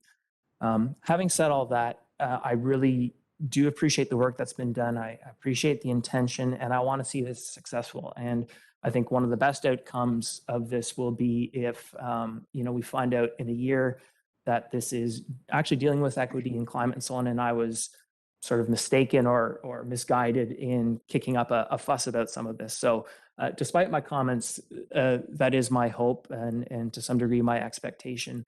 But I thought it was important to just sort of draw a fine point on these comments, and that's why I will be voting the way I am. Thank you. This society was the first goal in our housing affordability and diversity strategic plan goal. And I just want to extend our sincere thanks to the nonprofits that worked with us. Although this was delayed by COVID, we didn't want to proceed without their participation in imagining a housing society that was more than just housing and that could actually return a benefit to our nonprofit housing providers. So while we all had to focus on COVID for quite some time, all of the leaders from Helping Hands, House Sound Women's Center, Sea to Sky Community Services, and the Squamish Seniors Home Society, they all stepped up, even during this busy time, to work with our staff to create something that's durable and sustainable, and that I think we can be proud of as a model for managing affordable housing in this province. So yeah, I hold a great deal of gratitude to the staff who worked on this and the leaders from those organizations who were there every step of the way to make sure this was as strong as possible. It is time for someone to be focused on housing every waking minute that they're at work. And that hasn't been possible under our current model with all the priorities that are sitting here at the district. And I am just so pleased that from the moment this society hires their staff, that I know someone's thinking about how to do this, who to do it with, how to get it built. That is their job every day. And I think that's a pretty good feeling. So while I'm disappointed that we won't all be supporting this unanimously, I do think it is a great model for Squamish, probably one that others will look to.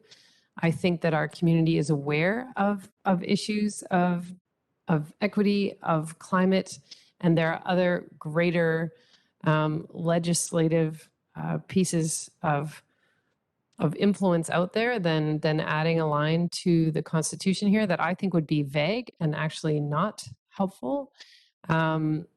And also at the end of the day, it'll be a District of Squamish Council and staff that will evaluate each project coming from the society and be able to ask questions and make sure it hits the high bar that we expect. So I think the founding members, the directors, the diverse members that will be recruited to this board will be in a position to care deeply, not only about affordability, but about all the other issues that we care about in the district. So my hat is off to you, Mr. Buxton, for getting this across the line. Thank you so much. Thank you. And I will now call the question. Any opposed? Councillor Pettengill opposes, motion carries. Thank you very much. Thank you. All right, so I'm just going to keep going, Council. We're on 9B. So that council acting mayor appointments for the period of January 1, 2022 to, and that should read October 2022, not December 31st. Be as follows, and you see them there. Can someone move that, please? Moved by Councillor Race, seconded by Councillor Herford. Any opposed? Motion carries. On this next one, I messed up. That's my fault. So it should read that council appoint Councillor Pettengill as the first alternate and Councillor Herford as the second alternate. So just switching those two names around. Moved by Councillor Race, seconded by Councillor Herford. Any opposed? Motion carries. For the Municipal Insurance Association of BC, that we appoint Councillor Pettengill as a voting delegate with the mayor as appointed as an alternate. Moved by Councillor French, seconded by Councillor Herford. Any opposed? Motion carries. For the library board, that council appoint Councillor Race to the library board for a term from January to October 2022. Moved by Councillor French, seconded by Councillor Race. Any opposed? Motion carries. That council appoint Mayor Elliott, Councillor Anderson, and Councillor Herford to the Community Forest Board, which hopefully gets off the ground this year. We keep hearing our approval is, just over there. Councillor Pettengill moves that, seconded by Councillor Anderson. Any opposed? Motion carries. That the council appoint Mayor Elliott and Councillor Pettengill to the Economic Leadership Team for January to October. Moved by Councillor Anderson, seconded by Councillor Herford. Any opposed? Motion carries. That council appoint Mayor Elliott and Councillor Anderson to the Economic Partners Forum. Moved by Councillor French, seconded by Councillor Race. Any opposed? Motion carries. That council appoint Councillor French to the Food Policy Council. Moved by Councillor Anderson, seconded by Councillor Pettengill. Any opposed? Motion carries. That council appoint Councillor Pettengill to the Ocean Watch Action Committee, and that council direct the CAO to appoint a staff representative to the Ocean Watch Action Committee. Moved by Councillor French, seconded by Councillor Race. Any opposed? Motion carries. That council appoint Councillor Herford as a District of Squamish voting member to the Squamish Community Housing Society, and that Mayor Elliott be appointed as the alternate. By Councillor Pettengill, seconded by Councillor French. Any opposed? Motion carries. And that August 2nd and 16th regular business meetings be canceled, and that the District of Squamish approve the 2022 regular business meeting schedule. Moved by Councillor Herford, seconded by Councillor French. Any opposed? Motion carries. Let's take a 5-minute stretch break here. We'll come back at 8:05, and we'll do the alternative approval process bylaws. All right, we're back, and we are on item 12. Alternative approval process for bylaws 2845, 2846, 2847, 2848, 2849, and 2850. And I'm turning it over to Ms. Pollock to walk us through this.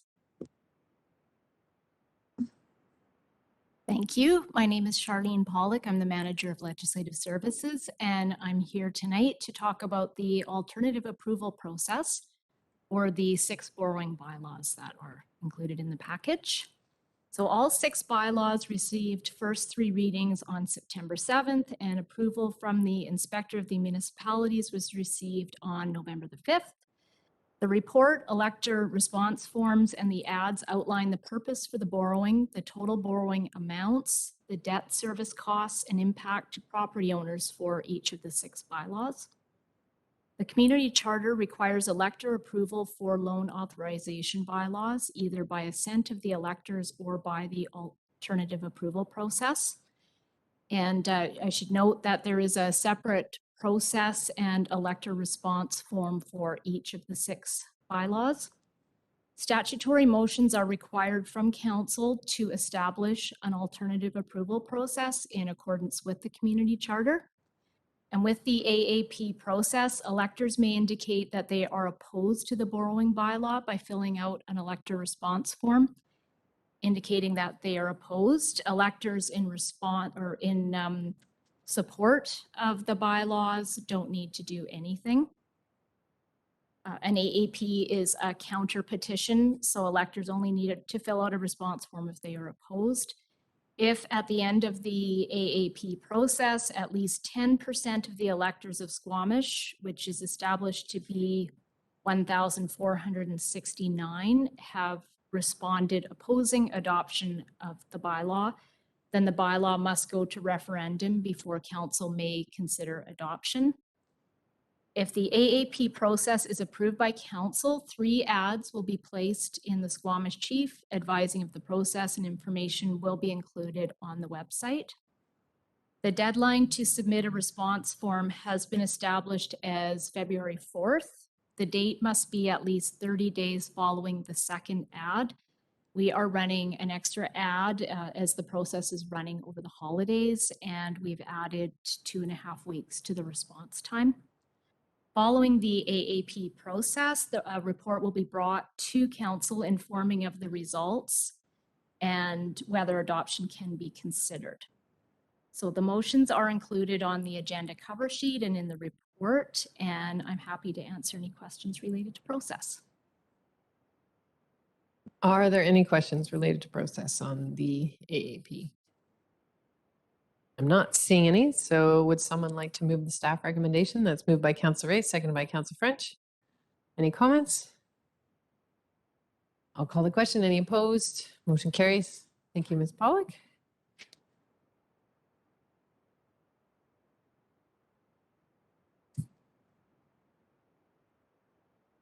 So we're on to 9C1 Community Grant Agreement Amendments. And we are joined by Ms. Dicker. There you are. Go ahead. Hello.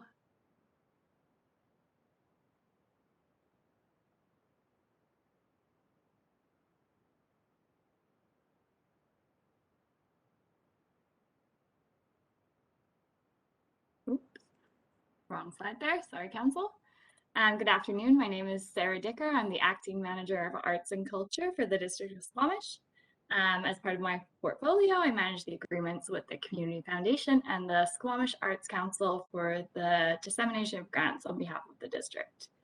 So today I am in attendance at this council meeting to provide 2 amendment agreements to the agreements with both organizations.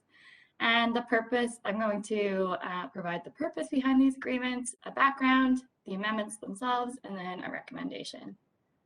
So the purpose of my presentation today is to gain council's approval of both of the agreements with the amending agreements with the Squamish Community Foundation and the Squamish Arts Council. Staff presented the amendments at a committee of the whole on October 26th. And the purpose of the amendments is to increase both of the agreements with the Community Foundation with the unallocated funds that remained as part of the community grant program. So the increases are in the amount of $12,500 to the Community Foundation and $6,000 to the Arts Council, and that will top up the amount of funding that those organizations distribute to the community through their grants programs. So the recommended motions today are that council approve both of the agreements and that the amending agreements, and that the General Manager of Community Services be authorized to execute both of the agreements. And I'll take any questions from council. Thank you. Council, any questions for Ms. Digger? Councillor Anderson? Thank you.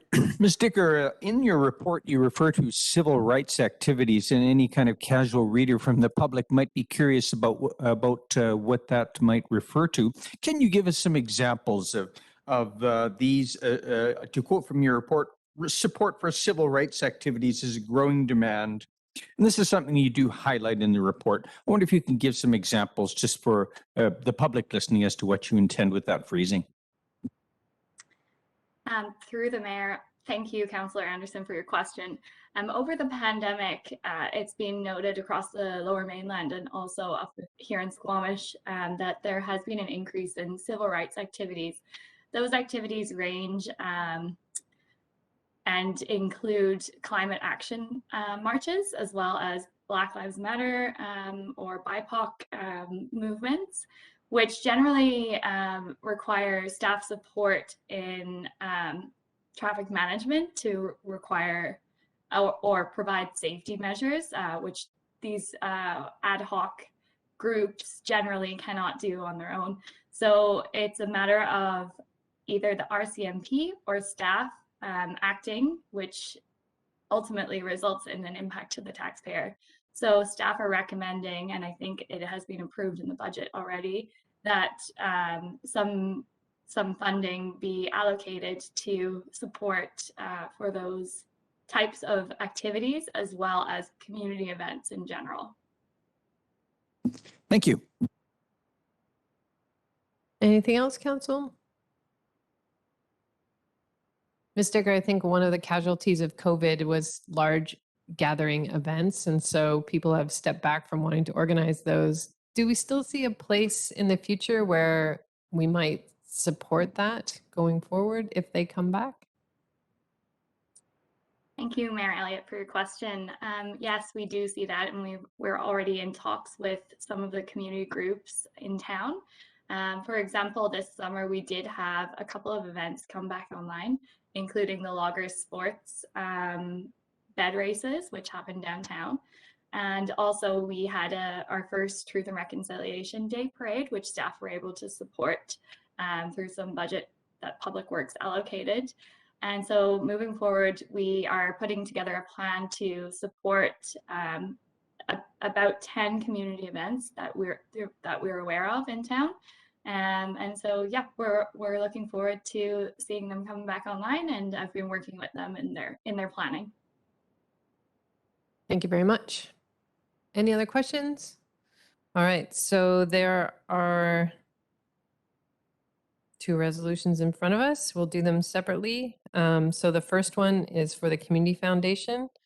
Approve the amended agreement as per the staff report on December 7th, and General Manager of Community Services be authorized to execute the amended agreement. Councillor Herford moves that, seconded by Councillor Anderson. Any comments? Any opposed? Motion carries. And the second one is for the Arts Council to amend their agreement and that the General Manager of Community Services be authorized to execute that agreement. Moved by Councillor French, seconded by Councillor Herford. Any comments here? Any opposed? Motion carries. Thank you, Ms. Dicker. Thank you, Council, for your time. I have asked staff, because we had a few rain events and we saw a lot of impact to our neighbors in Fraser Valley and elsewhere in the interior.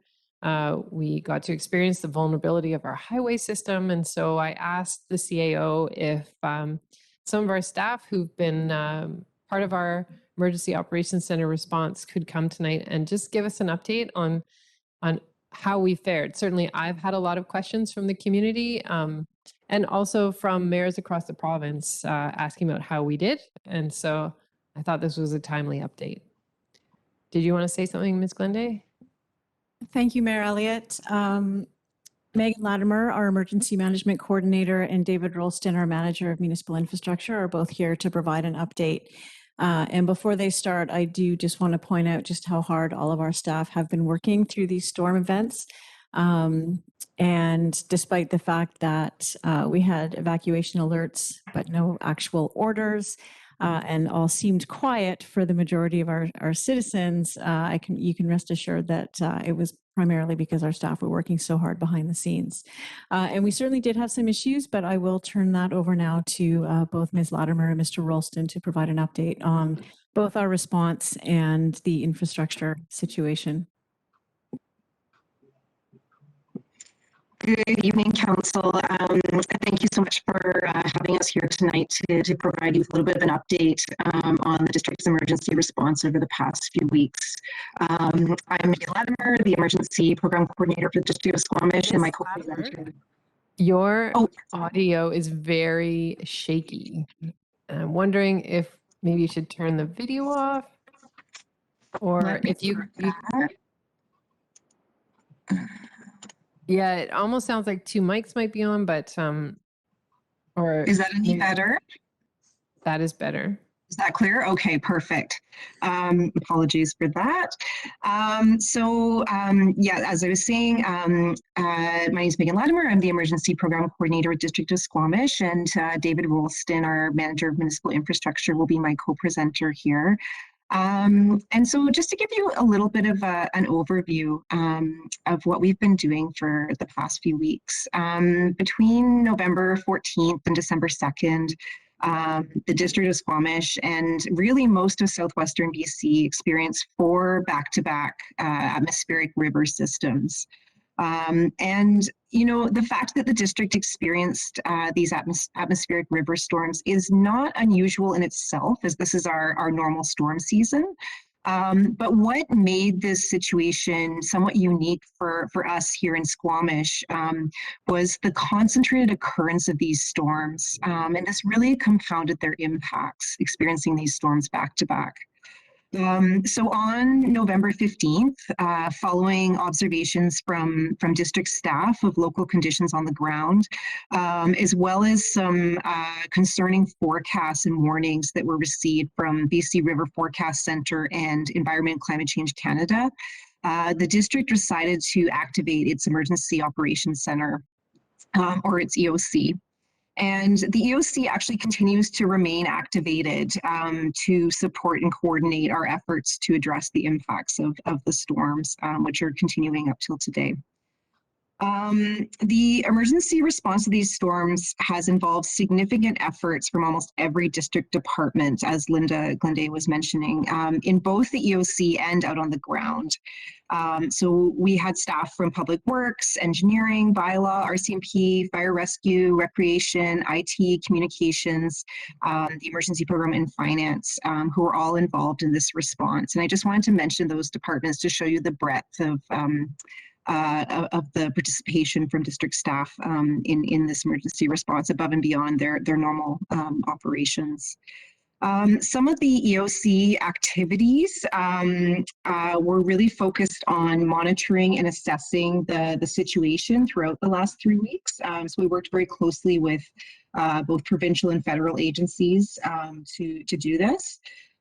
We also conducted a lot of advanced planning for the storm impacts, including around evacuations if those should have been necessary. Also liaison with other jurisdictions such as Squamish Nation and the Squamish-Lillooet Regional District. We had very close cooperation with our neighboring local jurisdictions. And other agencies as well, such as BC Hydro, CN Rail, and some of the ministries that were directly involved in responding to the impacts of these storms. The EOC was also very much focused on trying to keep the public informed about the district's response to the storms, as well as the different impacts around the community. And the EOC also continues to track and prepare for putting together response and recovery claim submissions to the province through the Disaster Financial Assistance Program to be able to recover some of the costs associated with responding to this emergency. I'm actually going to give the floor now to Stin, who was our EOC operations chief throughout the activation of the Emergency Operations Center. And he's going to discuss some of the impacts to the district's infrastructure from these storms.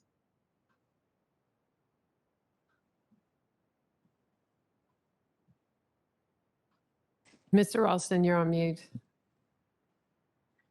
Sorry.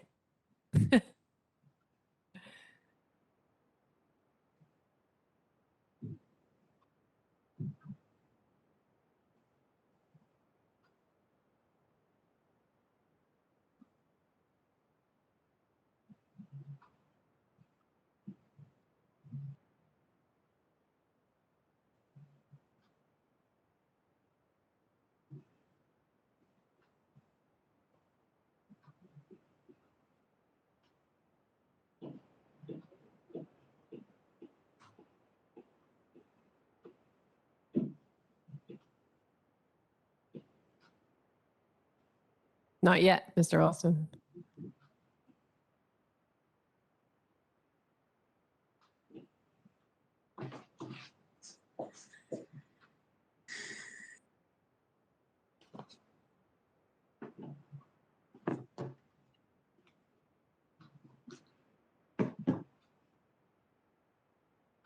Hello, can you hear me now? Yes, we can. Okay, I've switched over to my phone.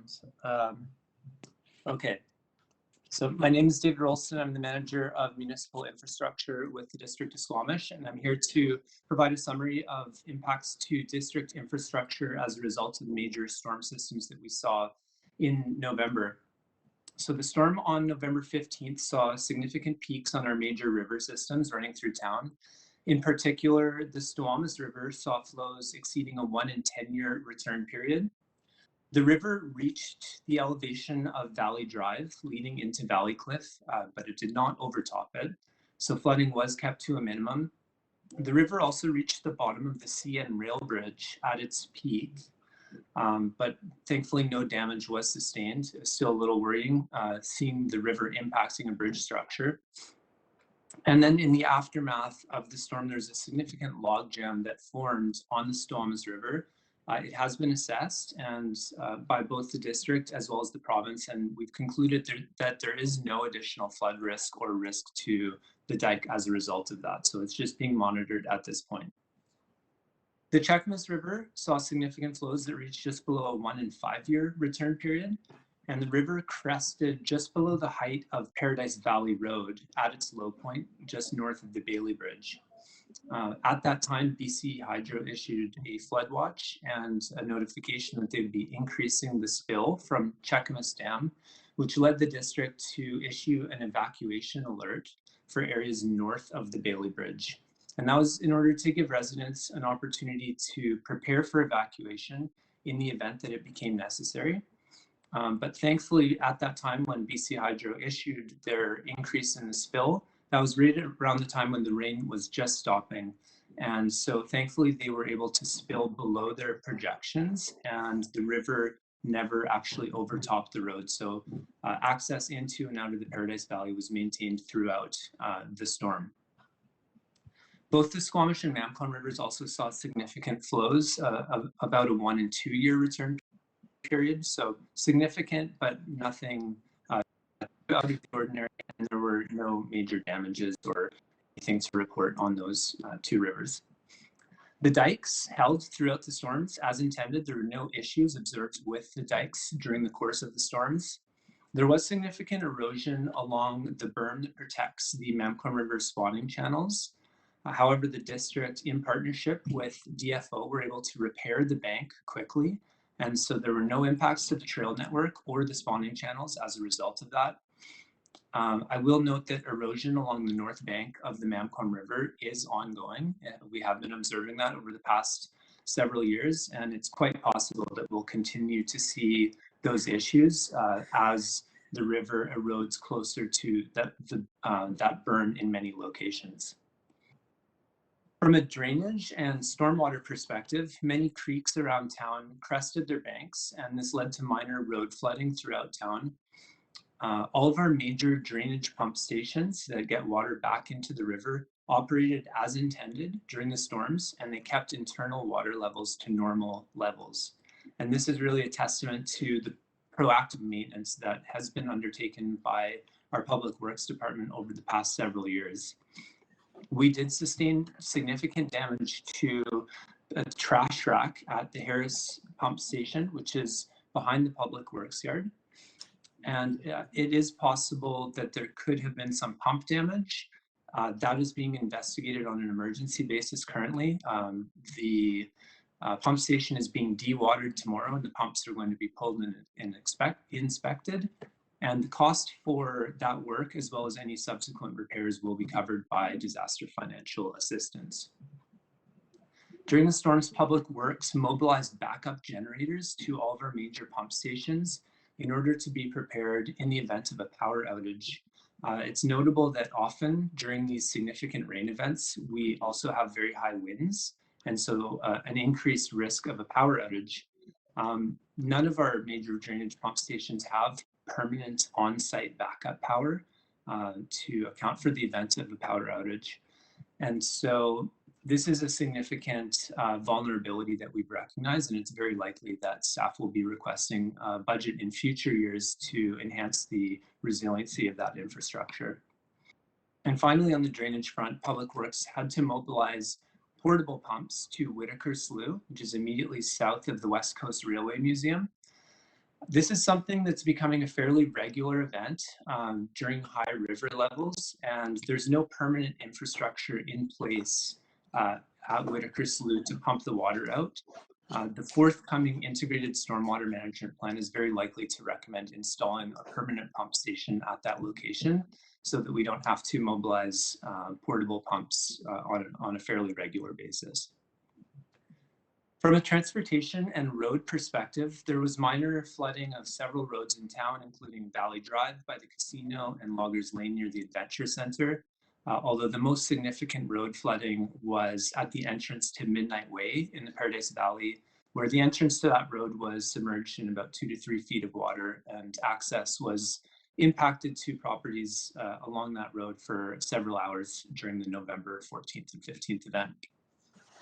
There is also a risk of flooding the Paradise Valley Road, which is the only access and egress route in and out of the Paradise Valley. But as I mentioned earlier, thankfully the river crested just below the elevation of the road, and access was maintained throughout the storms. The main road damage that we saw throughout these storms was to the Mamquon Road, the gravel section leading up the hill towards Quest University, where we saw significant sloughing of about ½ a kilometer of that road. And this came as a result of the slope being very saturated from all the rainfall, but it's also the actual design of the road itself. When it was originally constructed, it was placed on an over-steepened bank, and it was also retained with timber structures which are now decaying. So there's a combination of factors that led to that failure. And staff are currently working on emergency repairs, and those will also be covered through disaster financial assistance. The repairs are right now just on one of the highest risk sections that has been identified. Further work is going to be required to determine what the long-term solution is to address that issue, because it is so wide-ranging and costs will be very high. And finally, the wastewater treatment plant set new records in terms of the discharge that was coming out of it by a significant margin. So we saw flows in excess of 25 million liters per day, whereas our previous record was 19 million liters per day. So the flows coming out of the plant were 25% higher than we had ever seen before. But despite that, the plant continued to operate and do its job well beyond its design capacity. During the event, some bottlenecks were discovered in the system, and that was the result of just receiving so much more flow than we had ever received before. But it is leading to improvements and is being considered also as part of our ongoing wastewater treatment plant upgrade project, which is scheduled for construction next year. So it's actually good timing in terms of giving us some useful information to consider. And there was no release of untreated wastewater to the environment despite this significant flow. So that summarizes the impacts on infrastructure in Squamish. Overall, the district fared very well, and we consider ourselves quite lucky compared to many other jurisdictions that suffered more severe consequences.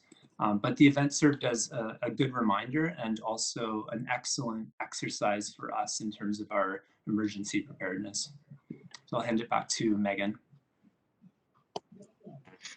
Thanks, David. And I'll just mention to Council that in addition to the infrastructure impacts that were experienced during these storms, district staff have received about 20 reports of local residences and businesses that were impacted by minor flooding during the storm events. And we believe there may be more people who were affected but haven't reported it officially. And I want to take this opportunity just to share that the province has declared flood damage from these atmospheric river events between November 14th and December 2nd eligible for disaster financial assistance, or DFA. And this provincial program can help compensate applicants for essential uninsurable losses, such as minor flooding in their homes. So district residents, including tenants who are renting that may have experienced damage, and businesses that have experienced flood impacts, can apply directly to the province for disaster financial assistance, so that they can have their situation assessed. And we've put information on how to do so on the district's website with all of the links to that program.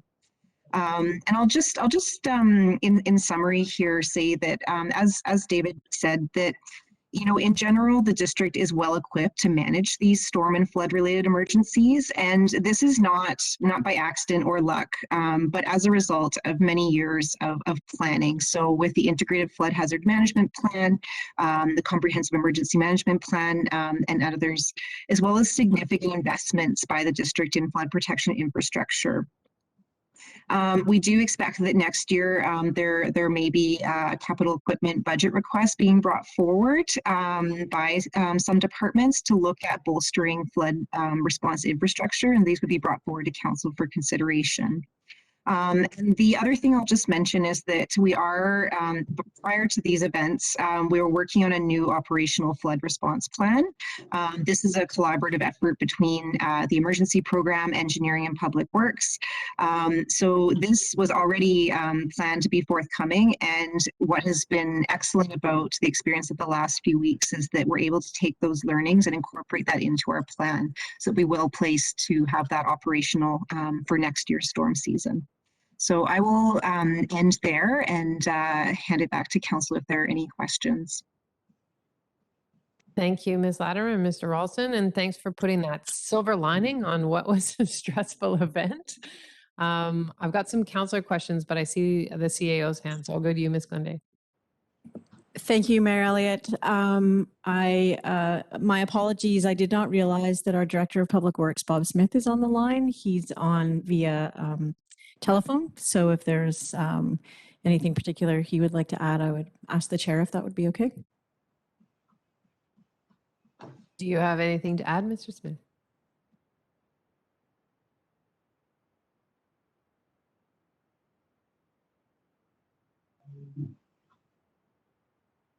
Who has control of the phone? Bob, is there anything you wish to add?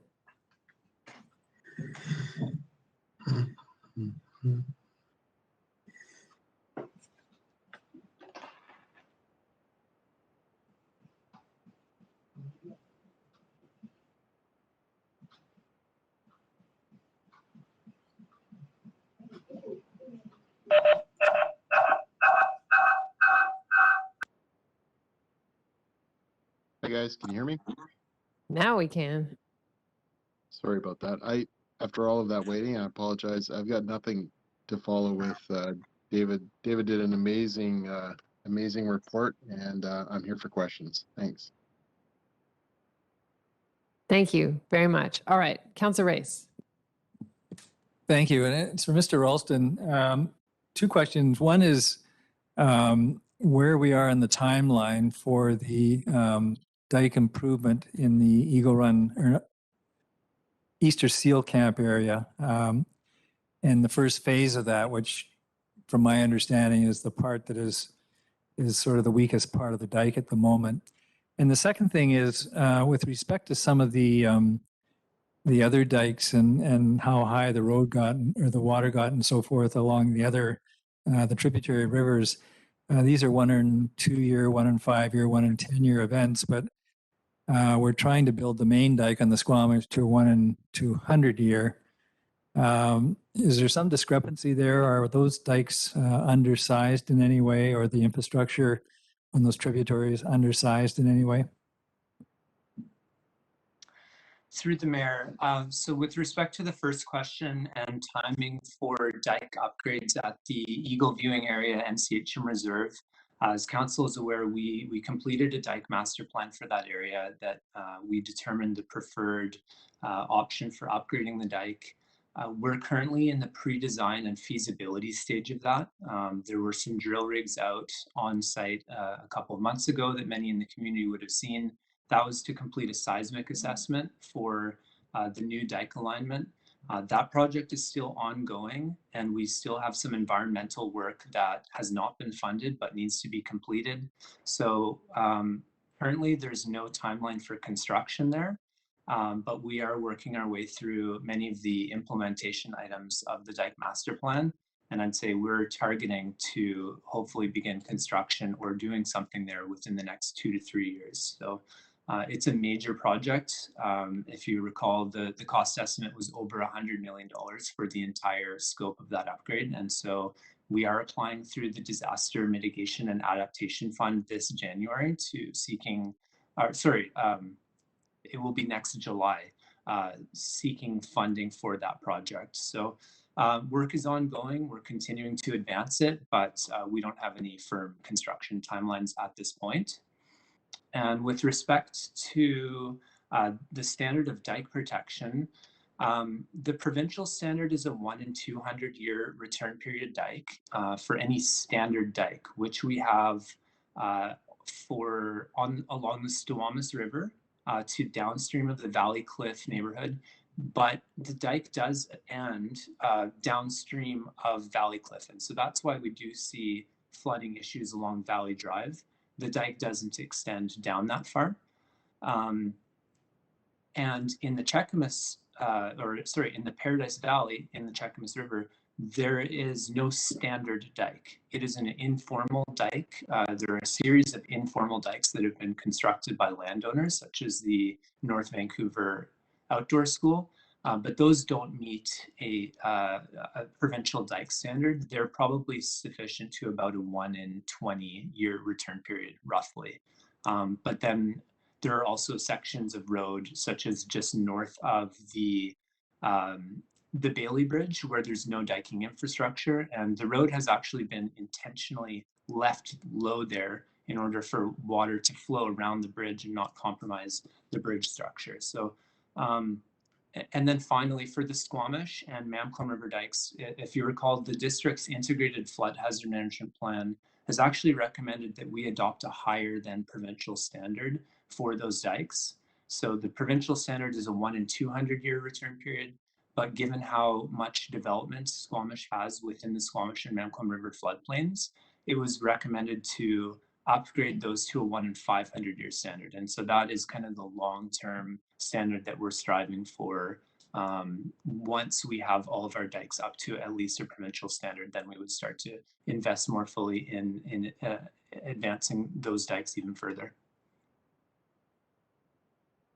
But with respect to the Eagle Watch area, I know it was $100 and some odd million for the total project. My understanding that the weak point on that was the southern section, which was sort of phase 1, if you like. And I'm just wondering, can you give me a ballpark estimate of that? And is that possible in say 2023?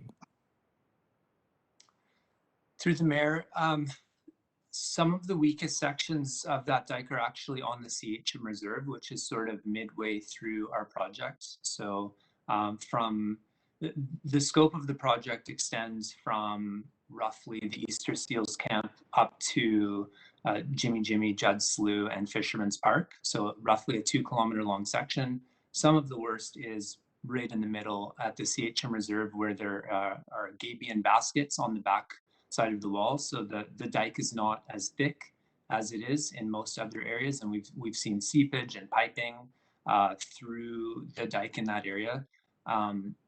That is also one of the most challenging areas to upgrade because of the different land jurisdictions and just some of the technical challenges of needing to realign the dike in that area. So unfortunately, that we can't fast track that section. It's really got to be part of the larger project, where we still don't have firm construction deadlines, but we are advancing the feasibility and design work to move forward as quickly as we can. Okay, trying to keep questions to the last 3 weeks. We can always bring back a greater diking discussion when it's not almost 9 o'clock. Councilor Herford, then Councilor Pettingill. Thank you.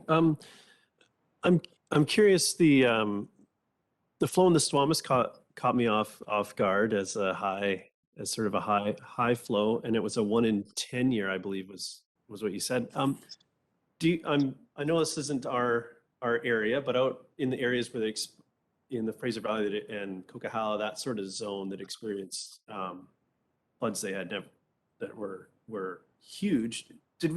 What sort of return were those there? Have you heard? Has that been passed around in your circles? I have heard that there is some very extreme numbers. I don't have anything that I would like to be quoted on, but certainly well in excess of 1 in 10 year return periods. Okay, that's a fine answer. I guess as we go through these events, what mechanism do we have to update the integrated flood management plan or other work plans that were sort of developed through modeling, and now we've got a little bit, as we have this lived experience. Is there a direct mechanism for that, the sort of ongoing maintenance and updating of that plan? Through the mayor, yes, there are specific triggers that have been identified in the integrated flood hazard management plan that recommends when the plan would be updated. So that includes a major flood event that would change our modeling and our projections for peak river flows. If there were any new climate change or sea level rise guidance that were issued by the province or other jurisdictions that would need to be considered. And then also in our official community plan, we have a policy to update our master plans on a 5-year basis. So basically it would be 5 years, or if there's new data that needs to be considered, whichever is sooner. Councilor Pettingill, then Councilor French.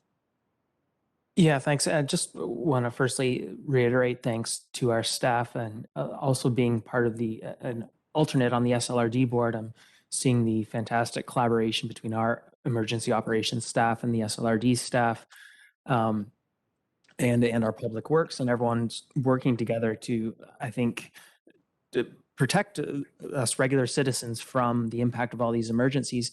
It does, as I watch everyone working together, though, it does seem that our emergency operations centers have been more often active than not, especially in the last year, but maybe the last 2 years. And I'm just wondering if we have a sense yet of how often have we been active the last couple of years. Is it normal, or it seems like it's a lot more than normal the last little while? I'm just wondering if staff has looked at that yet. Through the mayor, I can answer that. So, it's hard to say yet, I would say. We're hoping that this is an abnormality.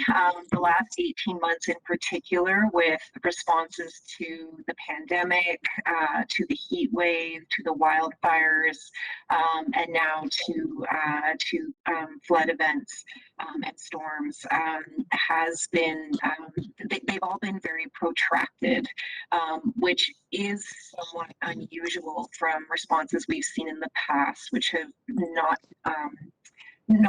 been as long term. And so, the other point I will say here is we haven't done an analysis yet of the actual number of days that we've been activated as an emergency operations center. That is underway to look at what that impact is, because obviously there are delays then to our sort of normal business processes. However, I would say that many of these events we've been responding to are very much linked. So the heat event then led to the wildfires, and now we're actually seeing a linkage between the impacts of the wildfires and some of the flood effects in some communities where soils have been degraded. So yeah, it's hard to say at this point. I'm hoping that this is an abnormality, but we are certainly taking a very close look at that to plan for the next few years in terms of our resourcing. Councillor French. Thank you. Wondering about the situation with the Malcolm Road between Paco and up to Quest. It's a fairly popular cycling and hiking route. I anticipate it'll be quite a while before any vehicles are using that stretch. Is there any thought at this point on whether cycling and pedestrian use might happen sooner than later? Through the mayor, there is some geotechnical analysis that's currently being completed there, and that which I do expect will be coming in within the next couple of weeks. Very good. Thank you. And I'll also express my appreciation to all the District of Squamish staff members who worked long and hard through this period to keep the community safe. Thanks, everyone. Just a quick question. Since I've been on council, we've been doing work on making sure that stormwater wasn't infiltrating into our wastewater system. But Mr. Ralston, you talked about just that huge increase in flow. And so I guess I'm just curious, well, one, I think I'm happy that we've done some of that work because it could have been even worse, but how much more work needs to be done? And do we have any idea where most of that was coming from? We do not know where it was coming from, but we know that, and it's not clear if there's a specific point source. In all likelihood, it's coming from everywhere. When the rivers are high, the whole groundwater table comes up, and a lot of these sewers are probably submerged underneath water in the ground surrounding them, and so that just creates the opportunity for leakage. 100% correct that if we had not been doing all of this work on our inflow and infiltration reduction, the flows would have been significantly higher. I mentioned that the flows were about 25% higher than the next highest flows we've ever seen. And obviously we've received some very significant rainfalls in the past. So it's not entirely clear where that water was coming from.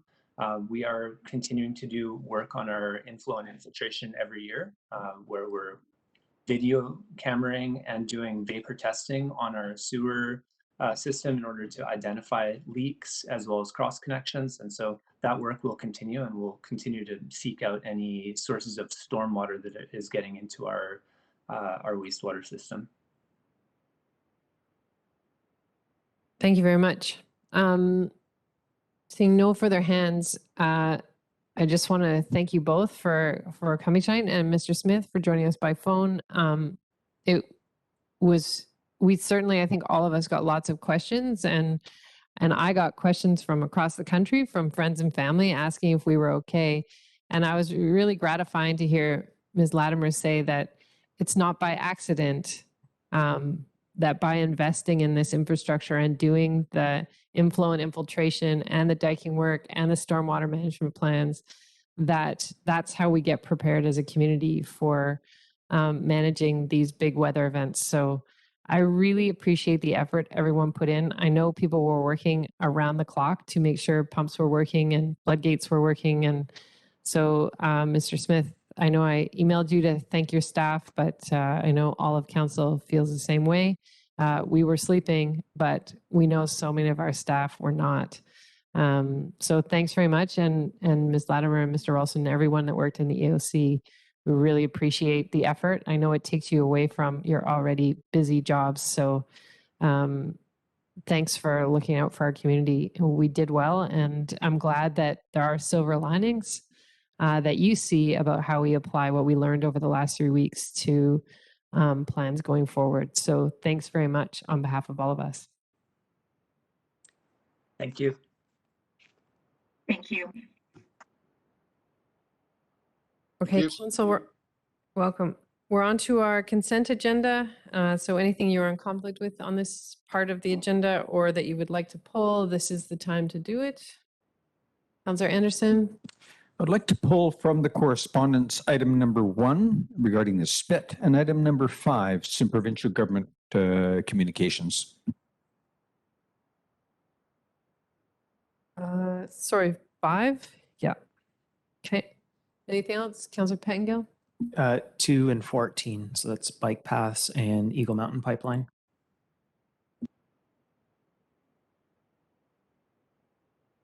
Thank you. We'll deal with those after the rest of the correspondence.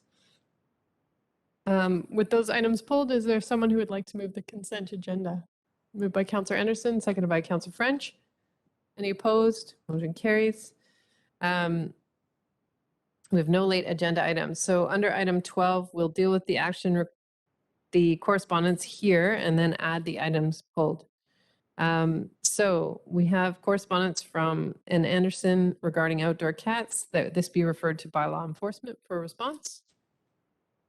I'll move that. Is there a seconder? Seconded by Councillor French. Any opposed? Motion carries. That correspondence from A.R. Garland regarding seniors activities be referred to the Director of Recreational Services for response. Moved by Councillor Pettengill, seconded by Councillor French. Councillor Pettengill? Yeah, I just wanted to make a comment or possible clarification. The letter does speak to First Nations having Totem Hall and the Sikh community having their Gurdwara, and then talks about the 55 activity being a place for seniors. I just wanted to sort of acknowledge that there are many Christian churches in town as well, and I think from my perspective, the intent of the 55 and some of the other facilities is to be a welcoming place for seniors of all backgrounds. And I think the letter actually does get at that. It has some, I thought, rather constructive suggestions about how we can make it welcoming, these facilities welcoming to all people. And I think those are some relevant pieces that I'm glad to have referred to staff. And so, yeah, happy to support the motion. Thank you. Any opposed? Motion carries.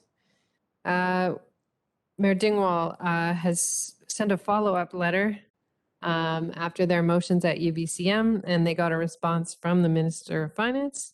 And so this one is for council consideration. So I suppose whether you'd like to send a letter of support or other action. Councillor Anderson.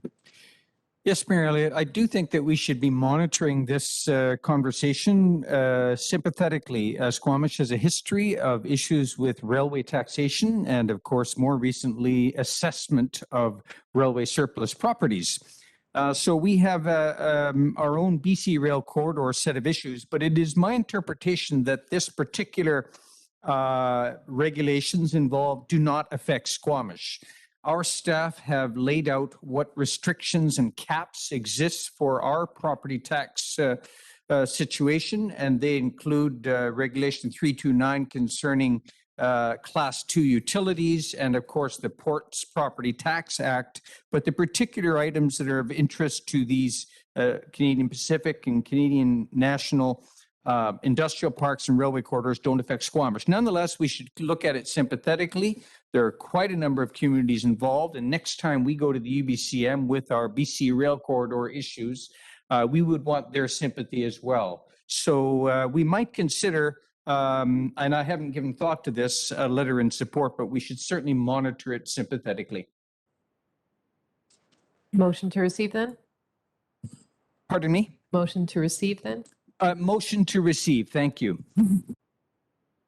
Seconded by Councillor French. Any opposed? Motion carries. We have a letter that the correspondence from D. Geller and W. Reason regarding housing affordability be referred to the GM of Community Planning and Infrastructure for response. Moved by Councillor Race, seconded by Councillor Anderson. Any comments? Councillor Anderson.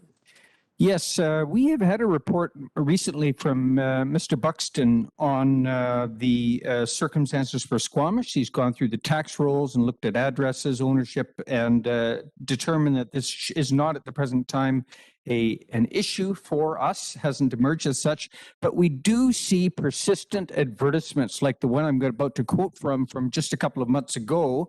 A local property, quote, Squamish free tax zone. No foreign national tax, no empty home tax, no speculation tax, amazing value. So we do see efforts on the part of the real estate industry operating here to market properties with these attributes. And I know that Mayor Elliott has taken, in fact, action against one of the local property real estate entities. So we should continue to monitor this, and Mr. Buxton may give perhaps the same response he has with us, which was a fairly fulsome response looking at our statistics. So I'll move this as presented. If we're looking at a motion, sorry. I think Councillor Pettengill wanted to speak to it. as So well. I guess I'm seconding that motion and speaking in support. Thank you. Okay, Councillor Pettengill, what did you want to say before we put a motion on the floor? Yeah, thanks. And I guess I could have waited till the motion, but I appreciate Mr. Buxton's report. This is something I get questions about a fair bit. So I think I did want to make sure this got highlighted so people are aware that this doesn't seem at this point to be an issue, a significant issue yet in Squamish. A contact I have in property management reinforces what we heard from Mr. Buxton, that at this point, the majority of the ownership and renters seems to be local, or at least Canada. But I do wonder if this is something that we should think about advocating for at UBCM, if this is one of the topics we should cover next year, because it's not clear to me why it would be to our disadvantage to have this tax, even if it's not an issue yet. Is this not a preventative measure? And so it's something I did want to flag for UBCM for next year. Can you put that in a motion? Sure. I guess I will, move that this be referred to our UBCM discussion next year. As well as move to receive. No? As well as forward this to the GM of Community Planning. There we go. Seconded by Councillor Anderson. Did you want to speak to it? Thank you. I'd just like to thank the writers of this letter for bringing this forward. This is a topic that that has been discussed, and I think does warrant some further consideration. So thank you for raising it, and as always, more work to do. Thank you. Appreciate this letter being referred to community planning. And the other thing that I think we should be thinking about too, and this came up with the Bailey Street proposal that came to Committee of the Whole, is how do we achieve that sort of locals first opportunity in some of the rezonings that have happened here in the past, but potentially could happen in the future. And so I think that's another thing that we should be curious about. But I'm supportive of this being part of our UBCM conversation and getting a response back to these folks. It is on our radar, and it really bugs me when I see the advertisements related to the lack of tax. All right, any opposed? Motion carries. That correspondence received from Louise Walker from the Squamish Chamber of Commerce regarding their funding request be referred to Financial Services Department for a response. And I believe already dealt with this in the budget. It is sitting on the to-do list once we calculate how much of the restart funds have been spent. So that would be potentially part of the Q1 update. I'll move that. Is there a seconder? Seconded by Councillor French. Any opposed? Motion carries. That District of Squamish provide a letter of support to the Squamish Trail Society New Horizons for Seniors program. I may have already drafted this, so I'm just waiting for you guys to vote. Moved by Councillor Herford, seconded by Councillor Race. Any opposed? Motion carries. Right on. That correspondence from A. Litz regarding public safety concern around the Squamish River training berm be referred to Engineering Department for investigation and response. Moved by Councillor Herford. I'll second that. Any opposed? Motion carries. And finally, that correspondence received from Mr. McCradoo regarding a letter to Mayor Elliott and members of council be referred to the manager of real estate for response. You want to speak to it before you move it? Okay. Moved by Councillor French, seconded by Councillor Anderson. And go ahead, Councillor French.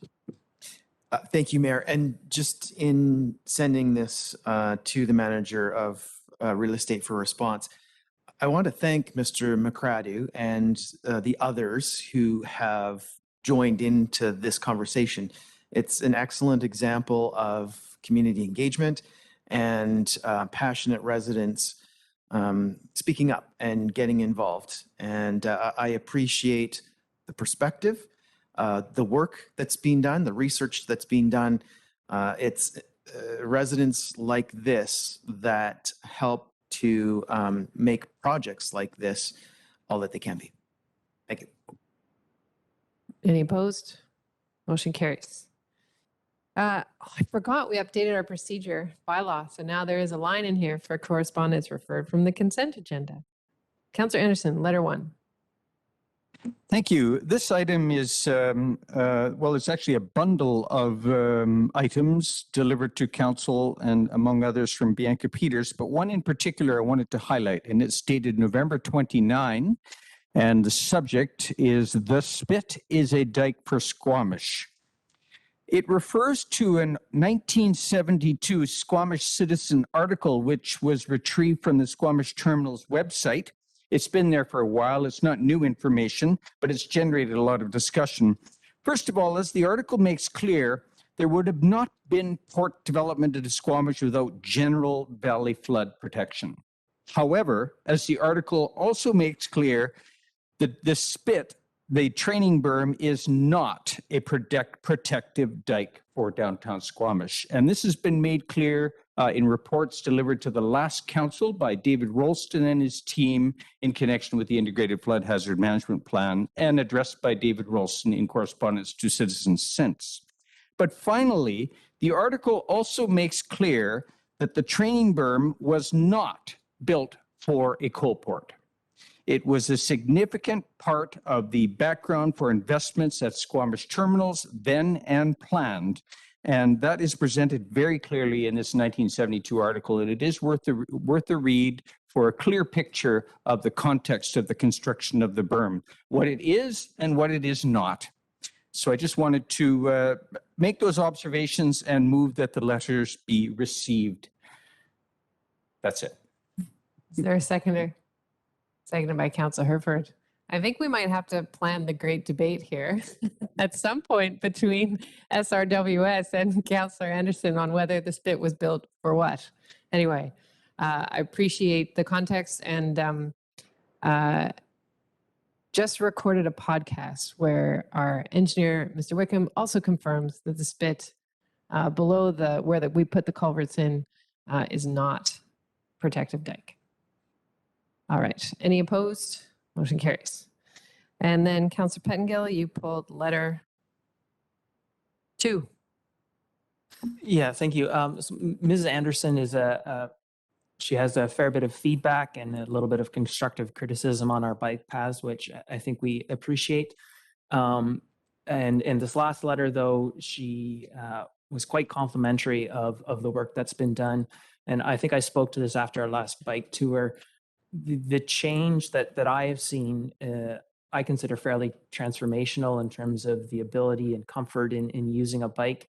In the last, 5 or 6 years, my partner and I have gone from 2 gas-powered vehicles to a single plug-in hybrid, which now mostly lives in the garage. And I've made a real effort in the last year to cycle our e-bike. So I'm not going fully on my own steam yet, but the e-bike back and forth from council meetings. And I was a bit nervous when this, what was going to happen when the snow fell, and would I survive? And just want to commend staff again. It was a little bit chilly, but I was bundled up. And so it was overall quite a pleasant bike ride. I felt just safe. Everything was well cleared. And so even coming from the Highlands, it was a pretty great experience on a bike. And so, well, I guess I should thank previous councils as well, the efforts and resource and investment into active transit and the continued staff work on that, I think has been fantastic, and we're really seeing it pay off. So thank you to everyone, and I will move receipt. Someone want to second that? Seconded by Councillor Herford. Any opposed? Motion carries. Councillor Anderson, you pulled letter 5. Thank you. Letter 5 is a letter from the Ministry of Municipal Affairs to local governments, and it includes 2 items I wish to highlight. It introduces Bill 26, Municipal Affairs Statute Amendment concerning, well, I'll quote, these amendments in Bill 26 address issues in housing not contemplated by existing legislation. They will enable local governments to respond to the circumstances of their community and provide new tools, etc., allowing for more homes to be built and faster. I understand that through requests made by Mayor Elliott several meetings ago that we will have a presentation from Gary Buxton on this legislation and its impact for Squamish, and I look forward to that. I think sometime in the new year that may be scheduled for. Important for us to stay abreast and in more details about what that Bill 26 will mean for us. Secondly, this package, this memo from the Ministry of Municipal Affairs addresses a forestry announcement that is old growth logging deferrals as a temporary measure. And I wanted to discuss this a little bit because, of course, it has been addressed and is being addressed in the media quite extensively, but it also affects Squamish. Councillor Herford, Mayor Elliott, and myself have learned through our community forest management partner, Squamish Forestry, our manager, in effect, the impacts that this is having on their cutting permits, which typically are a blend of second growth and old growth high elevation, and it's thrown a lot of chaos into their planning. Our neighbors are the Tsleil-Waututh First Nation in the Indian River drainage, and they have had their management plans and forest stewardship plans in turmoil because of these initiatives by the province. We have probably twice as many people working in timber harvesting and local manufacturing plants as are employed by the district, maybe 3 times as many as Squamish Terminal. So it's a significant industry for employment base for Squamish, and there will be impacts. However, it's not only what the timber harvest and land base will look like and how many jobs will be lost in the end or plants closed, it's the uncertainty in between. So how long this uncertainty will persist is an issue in itself for individuals, for our community forest, for other local forestry companies, for value-added plants here locally, 2 in particular, for First Nations businesses, all needing to make long-term plans. And so I'll just conclude by commenting that we should all add our voices to encourage the province to work swiftly to address this uncertainty. It is having significant impacts locally. Thank you. I will then move that this letter be received. Thank you, Councillor Anderson. Thank you for raising those issues. Seconded by Councillor French. Sorry, I forgot your name there for a second. It's getting late. Any opposed? Motion carries. And finally, Councillor Pettengill. It is getting late. Letter 14.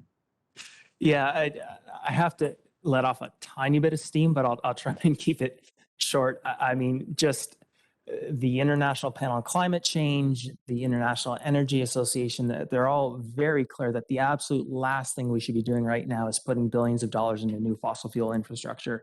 And yet that's exactly what the province seems to be wanting to move forward with anyways. And I'm not sure if we can buy the decision makers a newspaper subscription or ask them to look out the window at what's going on, but we just seem to be one emergency after another. And, you know, I'm sort of at a loss for words other than to say, you know, this isn't okay. And I hope we can keep advocating. You know, I'm proud of what we're doing municipally in terms of building towards a green future. But I do think we need to constantly remind the province that this sort of thing, the disruption that will come with it to our community is just, we're way past the point in time where we can be doing this sort of thing. So just appreciate the little bit of time to vent on that, and we'll move receipt. Is there a seconder? Seconded by Councillor French. Thank you for venting, Councillor. It's sometimes you need to do it, and it's an important issue not to be to not have an opinion on, and I know it's troubling for many in our community. Any opposed? Motion carries. Correspondence. Nope, did that. Approval of minutes. So there's recommendations for committee of the whole. The District of Squamish continues to support implementation of option 2 as described in the report from Community Planning and Infrastructure on November 23rd. I'll move that. Is there a second? Seconded by Council French. Is everyone remembering what they voted on that day? Okay, any opposed? Councilor Reyes, Councilor Hereford, opposed. Motion fails. No, motion carries. Sorry. It is getting late. We should never go past 9 o'clock. Any business arising from the minutes? Seeing none. We have advisory design panel minutes from November 18th to receive. Moved by Councilor Anderson, second by Councilor French. Any comments? Yes, Mayor Elliott, I have a question, in fact, and we can leave it to staff. And that is whether development permit application number 566, and this is for 1450 Highway 99. It's the property south of the Shell station where Eloho logging was, Skytech logging is today. And the proposal that the advisory design panel are addressing is a tilt-up concrete facility, which has had quite a bit of discussion in that forum of the advisory design panel. My question is, because of its prominent location and the discussions that are already been taking place in that advisory design panel forum, will this development permit come before council? And if staff may be able to answer that either this evening or at a future time, I'd be most interested.